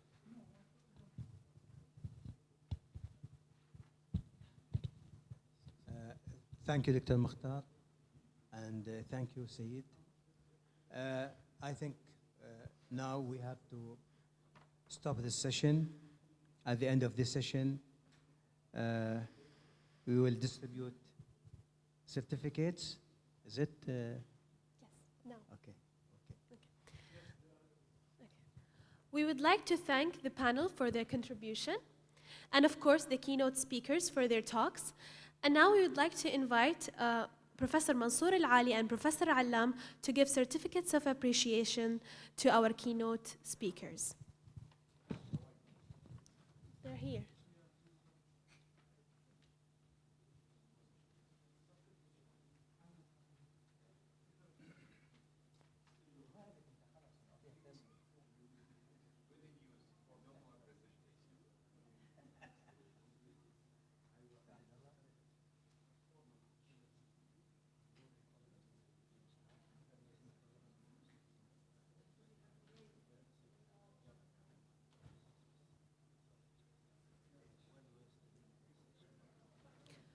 You have been given an evaluation form, so please fill it and give it to the people sitting outside.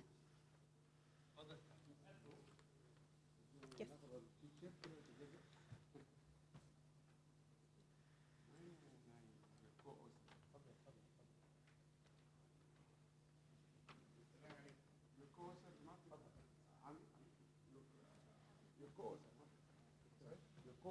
And now we will start distributing the certificates to our keynote speakers, starting with Professor Amir.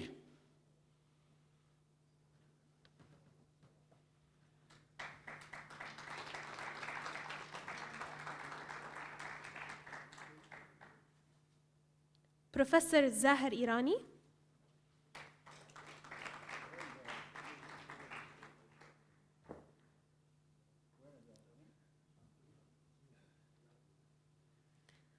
Dr. Sara Saad.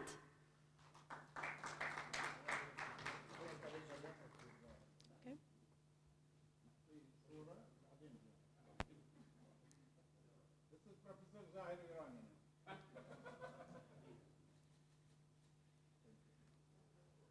Professor Zahar Irani.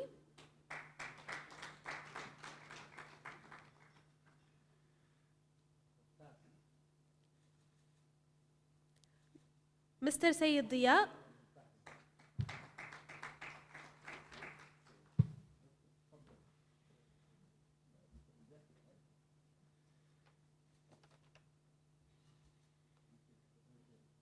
Thank you so much to our panel and our keynote speakers.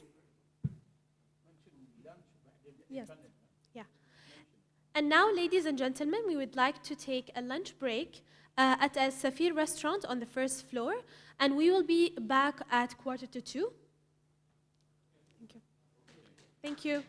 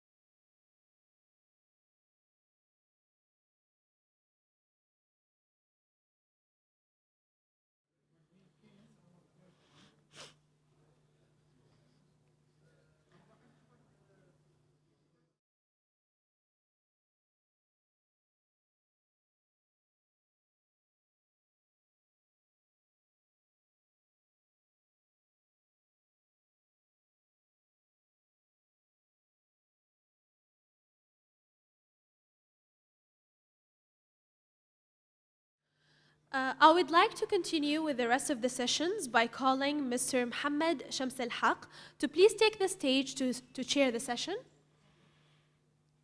I would also like to call Mr. Mohammed Amin Hasbini to deliver his talk titled Investigating the Role of Information Security Management in Smart City Organizations. Mr. Mohammed, please take the floor.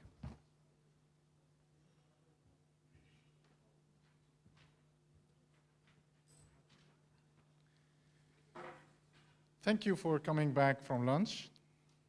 And let's start. Cool. So, my name is Mohammed Amin Hasbini, and my presentation today and my paper too are around investigating the role of the role of information security management within smart city organizations. The presentation will have a flow around a small introduction towards smart cities and information security, then a small description of the research problem that we're trying to resolve, how we're trying to resolve it, what we're looking for, findings from the literature, and then a proposed model that we're looking to validate empirically, etc. So, keynote presentations today were like extremely relevant to the things that I'm trying to do in my research around smart cities and information security. We're all moving towards the smart cities, whether we like it or not, mainly because whether we like it for performance perspective, economic growth, or towards just managing the urbanization and the populations within the cities. Talking about that, if you open up the news in the last few days, you probably have heard about WannaCry. Brunel guys just sent an alert to around that. WannaCry ransomware, which was spreading and destroying all devices and systems, encrypting everything. And information security has become one of the biggest issues in our modern world and modern organizations. And if we're trying to deal with information security issues, we see a lot happening. And it's a problem. I'm a security researcher in real life also, so I do the investigation of cyber attacks. And it's a lot. It's actually a lot for everyone. Taking that into the smart cities context makes things even more intensive. In a smart city context, which relies by definition in the literature or by multiple definitions in the literature, it relies a lot on information and communication technologies, ICT, infrastructure and technologies. And that requires a lot of connected things, IoT type of Internet of Things type of systems to just be everywhere. And a cyber attack or an information security threat could be the cause behind a lot of damage. Move forward a little bit towards management. And managing all of these problems then becomes much bigger. Governance alone for smart cities is among the top priorities. One of the quotes by Forrester from Millicent 2011 was around, what was it exactly? It was governance is one of the most important factors towards smart cities. That's by Millicent and Forrester. And add to that information security problems, we do have a bigger topic to deal with. Let's move a little bit further. What we're trying to study here in this research is around the effects of information security mismanagement and how to deal with all of these rising problems from an organizational perspective, how to deal with all of these information security issues in the context of organizations in smart cities, trying to predict and get to know better what are the factors that will be most influential on that specific aspect, information security management in smart city organizations. Key findings. There's a lot of discussions around the information security and information security management well-referenced, well-defined in the literature, though and even around smart cities definition, a little bit about smart cities governance, but then things become a bit more difficult when we talk about smart city and information security at the same time. That's just a recent search on Scopus, 22 documents, and much more difficult when we try to investigate information security management in smart cities. And therefore, this is some type of new research area that is being developed at the moment. I'm pretty sure you cannot read almost anything here, but this is the flow of the literature review. This is how the literature review was organized. I couldn't delete a lot. Let me see, does this work? So we started with a literature review around smart cities and organizations, and then inside the smart cities, information security aspects, organizational aspects, and then organizational performance aspects, because we consider that as our lens and our visibility towards what is most important inside an organization, its performance. We also did the same around organizations, information security, performance, and information security management issues. Literature findings were around highlighting, and that's part of our contribution in this work, highlighting the issue of information security management and the importance of this in the literature. Highlighting this as a critical matter that needs to be further researched. We also concluded two tables that I will be talking about in the next slide around the organizational factors that influence smart city organizations. You can see that here. And then the information security management factors that influence current organizations. So information security management in current organizations, and then the smart city organizational factors. And then we're trying to bind these to identify the top organizational factors that we expect that will be influential on smart city organizations. The list, I did not put the list here because it's a bit long and it's viewable in the paper.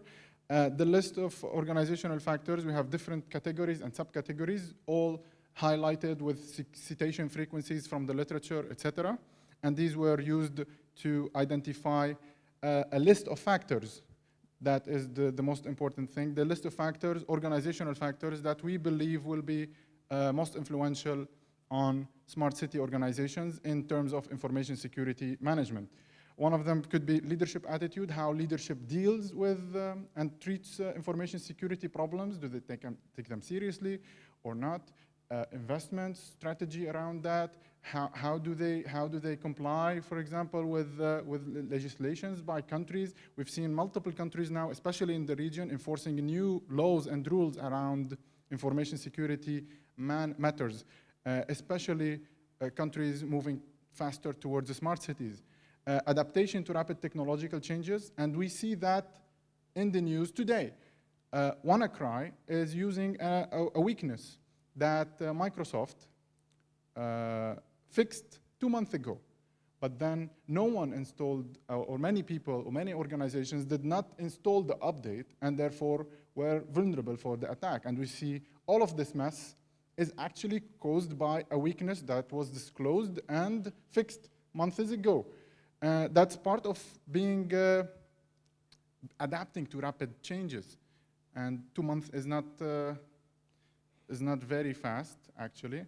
We expect things to be much faster in smart cities and smart city environments.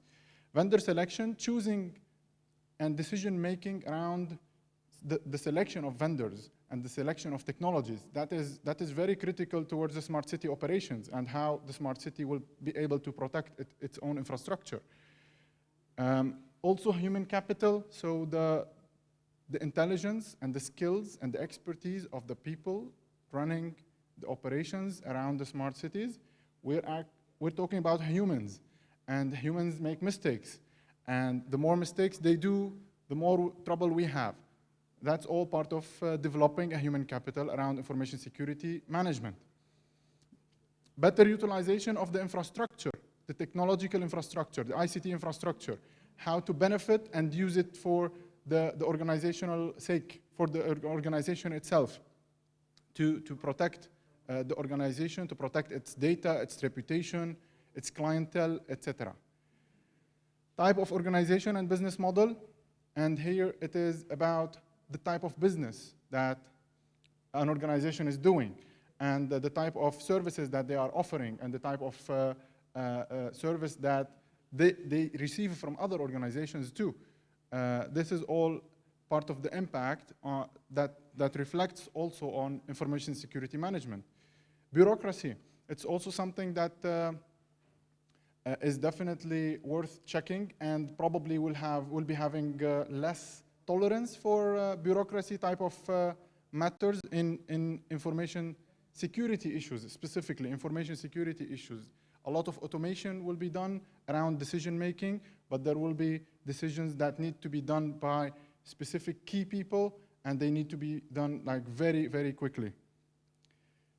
Before the last, organizational compliance and support, and it is about the employees' ability to actually adapt, and the culture behind that, to actually adapt to the required changes, and to actually not click everywhere. WannaCry starts by people clicking, opening a certain document, clicking on a certain URL, a little bit suspicious if someone looks a little bit into the details of this document. Of course, it uses social engineering to try to trick the users. Last but not least, inter and intra-organizational collaboration, and it's about the information sharing in between organizations. Until now, we see a lot of organizations that are able mostly to operate on their own behalf, and they don't need anyone, they don't need to collaborate or share any type of information with other organizations, though that is changing, and there are even some rules and regulations and laws being enforced around sharing information, around information security problems specifically. That is basically the proposed model. I'd love to have some feedback on it. We're trying next to measure these are the proposed organizational factors that we think will be top influential in around information security management in smart city organizations. What we're trying to do next is actually rank these factors empirically, test and rank these factors through a survey type of work to see how much they influence actually information security management in the opinion of professionals and information security professionals and information security managers and directors. We're also trying to figure out the best option to integrate organizational performance as a lens to look at the problems caused by these organizational factors in terms of financial, reputational. These are all well defined in the literature, and we had a big discussion around that. How much time do we have left? 2 minutes? All right. Conclusion. So in this presentation, we presented the findings from the literature, how we were able to highlight the information security management as an important problem for smart cities and smart city organizations, but also to develop the research model, which we'll be testing in the next period or in the next phase as an empirical validation to be able to rank these organizations. That will help into validating these factors, but also into giving priorities towards organizations around where best to invest or where best to prioritize, etc., etc. Thank you very much. Thank you. Mr. Mohammad Amin Hassani, Kaspersky Lab, United Arab Emirates. So I ask you to question him, please.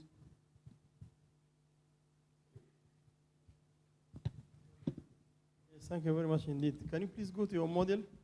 Yes. Framework. So how you develop this? Are you measuring the performance or the security? Here we're measuring the influence of these organizational factors. Which one is the dependent variable? Is the performance or the security? Here we look at it from the organizational perspective. We look at organizational performance as a lens. So it's actually part of the research design. So which one is affecting the performance? Is the security or these factors? It's the organizational factors. The organizational factors. So the organizational factors could have a lot of influence, including, see, this is the discussion I was looking for. Thank you. Yeah. The organizational factors have influence, for example, on organizational performance, finances, I don't know, reputation, client lists, etc. But they also could have influence on other stuff, such as the culture of the organization or other similar organizational problems. And we're trying to have this organizational performance as a lens to look at the organizational influence on information security management. The goal is to just focus on specifically the impact around finances, so economic growth of the organization, or the other organizational performance subcategories. Okay, in this case, actually, the model is not clear how you develop it, actually. Do you have any recommendations? You know, my recommendation is, yes, you need to see which study you base your model. What are the studies? Because you don't mention them here. Yeah, you have to mention first. Okay. What are the models that you are following? Mm-hmm. And how many variables they have? What are the gaps that you found? And then how you base your model. Otherwise, your model will not work like this. That's what that's exactly what we're trying to solve right now. Because if you do like this, you cannot examine it. You have many variables, and these variables, actually, some of them, we don't know exactly what is the relationship. So you need to have a comprehensive... These are independent... Yeah, just a minute. You need to have a comprehensive review from where you get these variables, go study by study, how you fill gaps, how you need all these, and how they are going to work. And then you are going to do interview or questionnaire? No, we're looking towards a quantitative type of work, so surveys. It means that you are going to do survey. Surveys with the participants are information security professionals and managers. Anyhow, just please try to base your model in good studies, and you have to show clearly how you develop it, what are the gaps, how you fill the gaps. Otherwise, you will not, the model will not work. Thank you very much. Thank you very much. Yes. Assalamu alaikum. Well, just a second. Who will control the security in the smart city?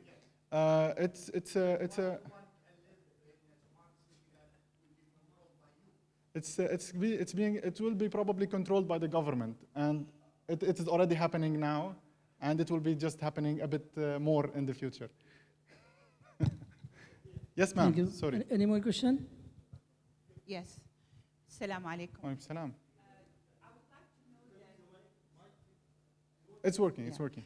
I would like to know the weight of each particular variable you have.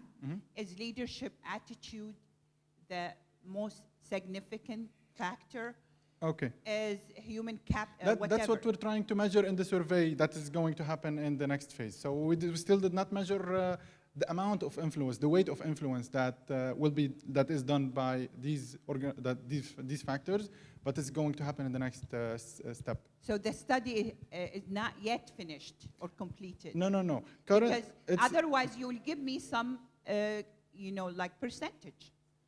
Okay? Yes. Yeah? The study at the moment highlighted the importance of information security management in smart city organizations, plus highlighted the top organizational factors based on literature, the top organizational factors with citation frequency, etc., around the importance of these factors. So we believe these factors are important, but we still have not tested them empirically. Thank you too much. I think I would like to go next. Your term is over. Yes. And I would like to ask Mr. Dr. Usma Eman El-Gohari. Thank you very much. It's very short time. You use, please, very short time.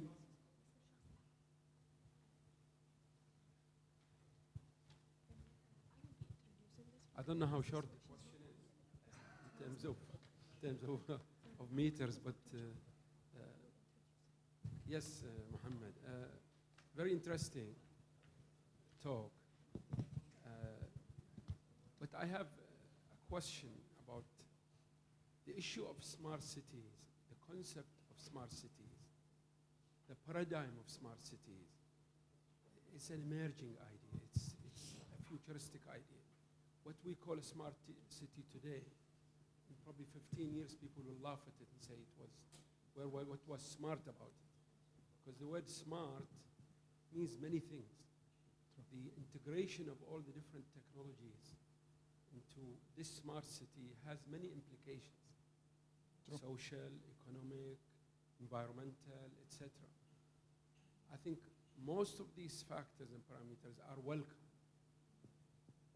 and they will feed into prosperity. However, I think the main issue with smart cities is the issue of privacy and security. And this is the challenging task to humanity, how to make, because there is one famous saying that attack comes before defense. So how do you see the issue of security and privacy being handled in the future based on your research? Well, based on academic and non-academic research, actually, this would probably help in answering this question. Honestly, privacy-related issues are being given less priority. You can see your own devices. They're tracking location, they're tracking messages, they're tracking internet access, accounts, and every while we figure out that a new technology is using our data or selling it even to other advertising companies, etc. Privacy is being given less priority. Security, on the other hand, is being given a lot more. And there's currently even a proposition for some Geneva Convention, specifically around having international agreement to defend and protect organizations and countries. We've seen in the last few months, especially here in the region, a lot of attacks happened on government entities, a lot try to do espionage activities or just destroy operations. And these are not acceptable, whether here in the region or outside. So they are happening. In Ukraine, they turned off the electricity on multiple cities. In Switzerland, they almost changed they almost poisoned the people in a water company. I apologize. I would like to stop here. Are you satisfied? Okay, thank you, Thomas. We can take this discussion afterwards. Next. Thank you. Sorry. Our next presenter. Next presenter, I think Mr. Usman Ayman Al-Gohari not present. So please introduce the next presenter.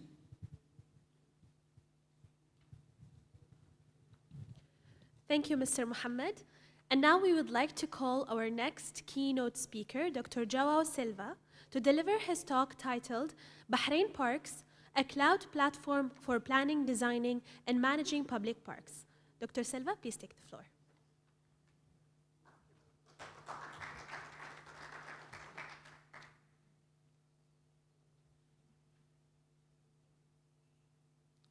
Increase the size of this. Yeah. No, I don't. I need the notes. The notes. The notes. This one. Yeah.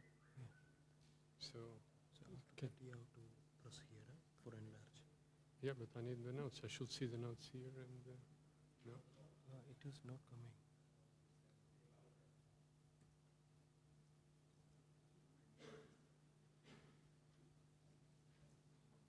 Well, I have the notes. Yeah, first you do it like this, then you enlarge it. Okay. I don't know, maybe it is down in the Mac.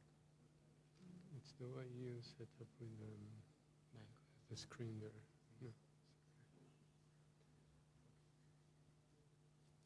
Okay, good afternoon.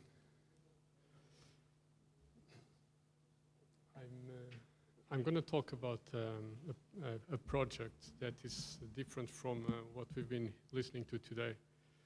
It's a bottom-up project, an approach coming from the College of Engineering of the University of Bahrain to deal with the built environment, in particular the parks, the urban public parks.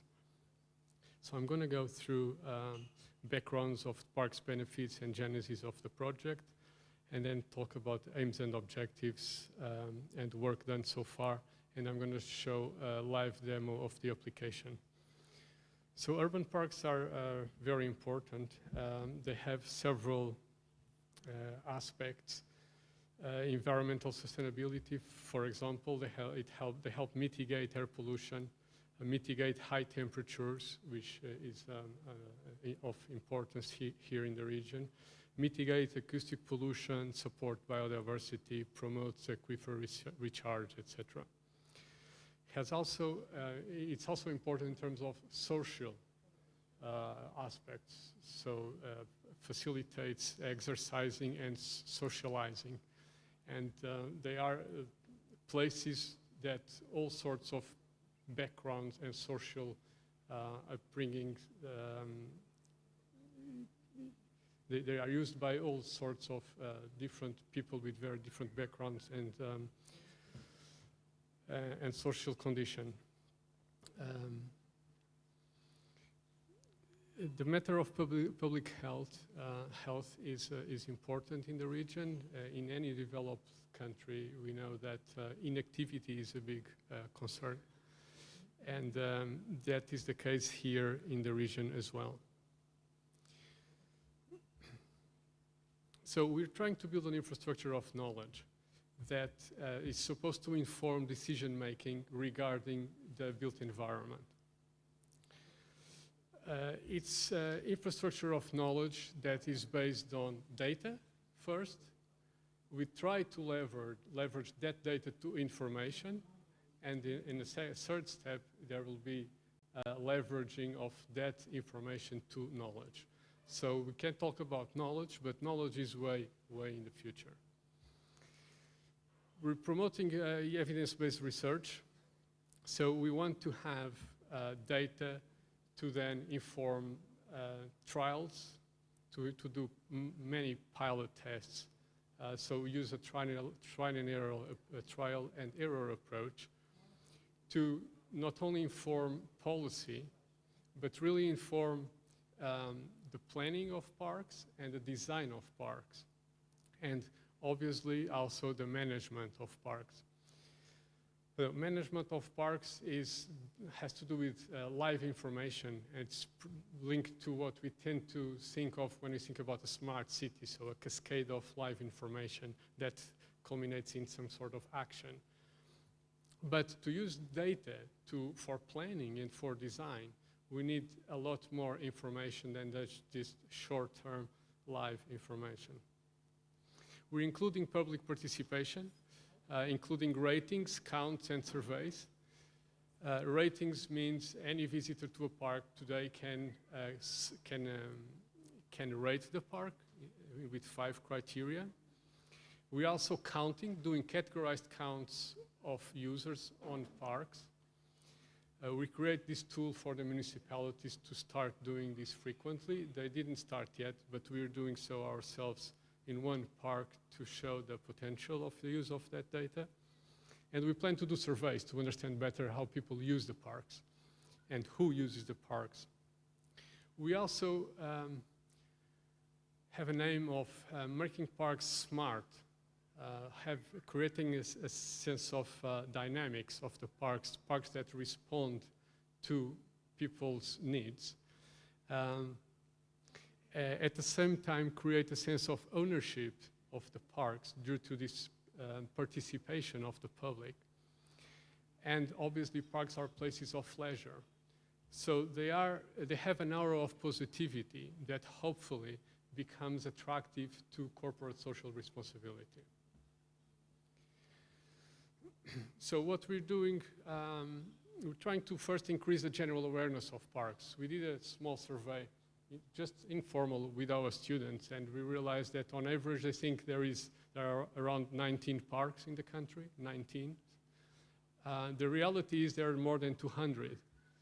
So it's an order of magnitude above what most people think the number of parks exists.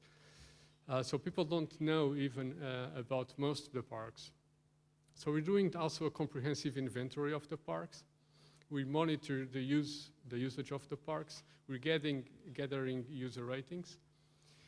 We're going to start soon doing an inventory of vegetation for each park and measure the green waste for each park as well. In terms of why we're measuring, we try to measure everything. We try to measure as much as possible, get figures for everything related to the parks. Inventory of vegetation will help us, for example, we would like to have a dollar amount for how each park contributes to the country in terms of environment and social contribution in terms of public health, for example. A measurement of green waste, why are we doing this? Because at the moment, obviously the parks have vegetation that generates waste. But this waste is going to landfill at the moment. And we should use this, it's a resource we could use, but we need to know how much there is. We need to categorize it, and we need to know when it occurs more and less. So we need to know the frequency with which we have this kind of waste, so that we can eventually spark a new industry here in Bahrain. So this web application that we're creating at the center, the hub of this project, allows access to the database in the first place, then allows for the creation of data, allows for some data, very basic data analysis, and allows for data sharing. So now we started very recently. We don't even have a full list of parks yet. We are in phase 2, proof of concept. And we are a multidisciplinary team that is growing at the moment. So I'd like to show you the application itself.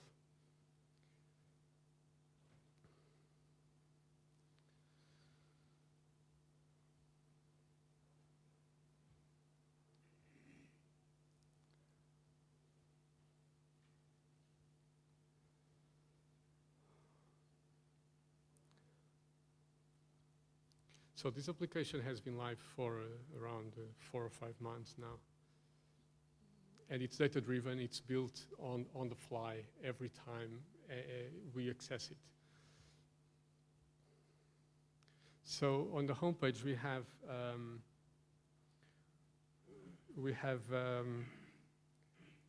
a map that is taking a while to show, but here there is a map. It's a surprising element because it's a map of the country showing up to now 84 parks, which looks like a lot.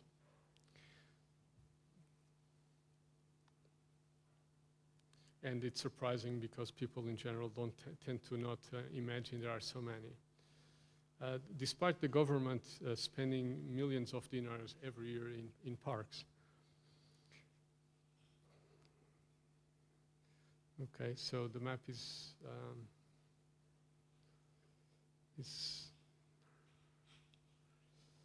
well, the internet is just very slow, I suppose. So what sparked this idea was speaking with the Ministry of Works, the concern they have. Some parks are extremely popular and sometimes are even overused, creating all sorts of congestion problems.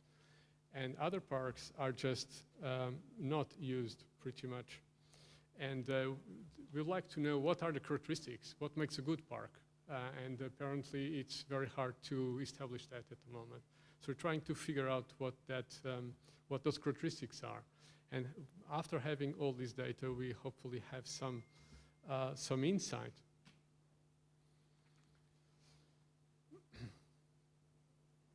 So even without the map, I'll try to describe this very quickly. So on here we have, we try to have data available for all sorts of types of stakeholders or users. So here in family parks, we simply have a map that shows that algorithmically select the top 10 parks best for families. Then we have a rating system where anyone that visits a park can just rate the park here using 5 criteria: vegetation, amenities, conservation, cleanliness, and schedule. And here in the center, we have actual ranking of the parks based on the rating. We also have a way for anyone to select a park based on features. So we park with or without walkway, or a children playground, or a picnic area, or toilets, etc. And we have also a professional for people working at the municipalities and Ministry of Works, where they can do select a subset of parks. They see all the parks on the map. They have a table with all the data that they can export, and they can even plot a selection of elements. So if they have two variables to coordinates, I was planning to show you a curious piece of data here. When you plot the area of the parks versus the area of the parks that are shaded, shading is a crucial element of parks in the country. We will expect to see a positive correlation, and we actually see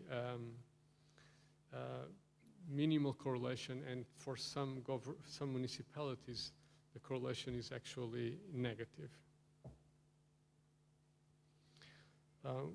Finally, just to show you here a facility for park managers, where they can select a park, and then they can do counts in 5 categories. They can count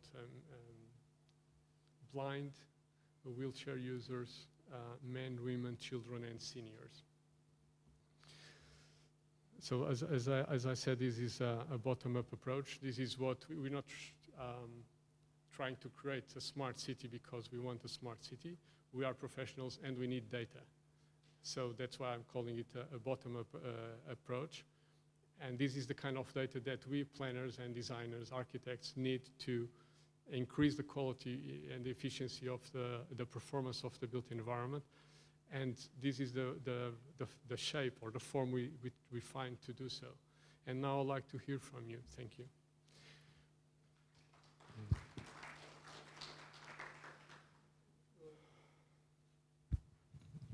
Conclusion. So thank you, Mr. Jawab, Mr. Gohari. So Mr. Gohari explained there are 84 parks in Bahrain. 84 parks in Bahrain? Yes, Bahrain. 84 parks. 84. Some are used and some are unused. So some people are sleeping here. If you take us those unused parks, it will be helpful for us. Anyway, so I ask the audience, you please make a question to him about his lecture. No question? Yeah, somebody's there.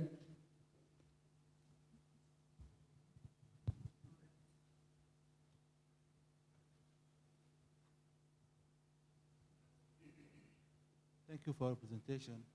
Actually, to ensure not only smart parks, healthy and green parks in Bahrain, I think the stakeholders who are responsible for the prosperity of the parks in Bahrain should be approached, especially the Health Promotion Directorate of the Ministry of Health.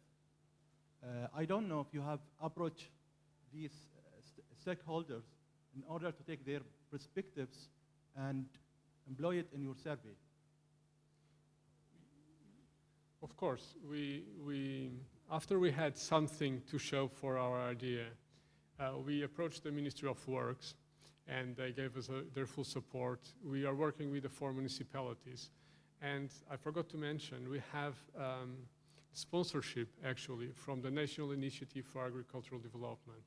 They fully support us. They're actually sponsoring the project at the moment. The Ministry of Health it's in our agenda to speak with as well. Yeah, for sure. Thank you. So if you don't have, if the audience don't have any question, then we ask you to ask another speaker, please. Next speaker. Thank you. Since this is our last session, if you have any questions, you can ask. Do you have any questions? This is the last session. Yes. Okay. So with this, ladies and gentlemen, we conclude our sessions for today. Thank you so much for your contribution and participation. Thank you.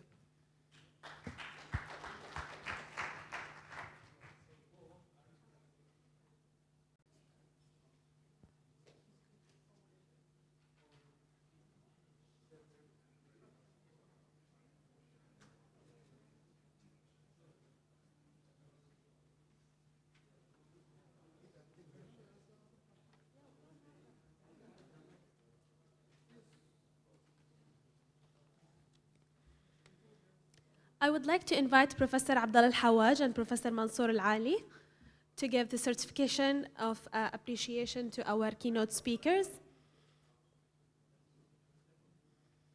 Yes? And Professor Allam.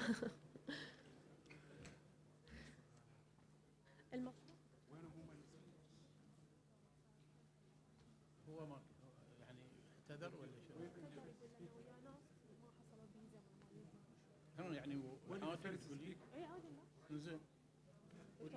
المفروض هو يقدم. Who is the first speaker? He was, I think. حسبيني مش كده؟ The problem is they did not even give me the list of the names. يا محمد حسبيني وين؟ وين محمد؟ Mr. Muhammad Hasbini? I think he already left.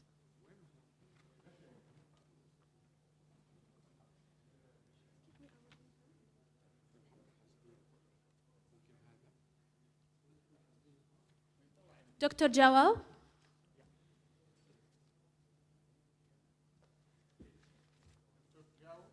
Jawal.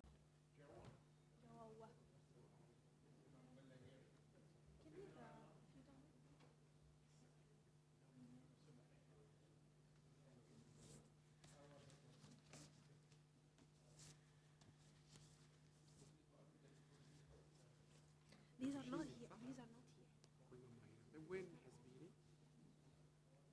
He's not here. خليني اشوف لك برا حسبيني.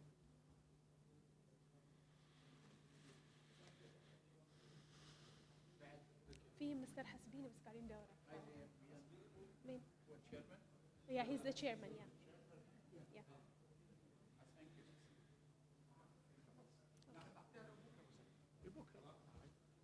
Thank you so much for your attendance and participation.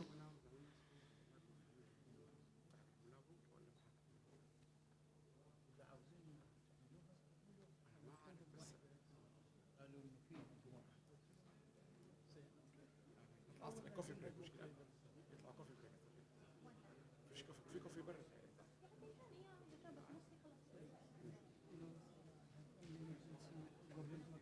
Yes. So I have to leave Bahrain this night. Yes. Mr. Muslim Sir. Yeah, Professor. Just to check, we will come to dinner 8 o'clock. 8:30. In the same restaurant. So we'll have dinner at between from 8 o'clock, 8 to 8:30 in the same restaurant. We're going to have, there's coffee, tea outside.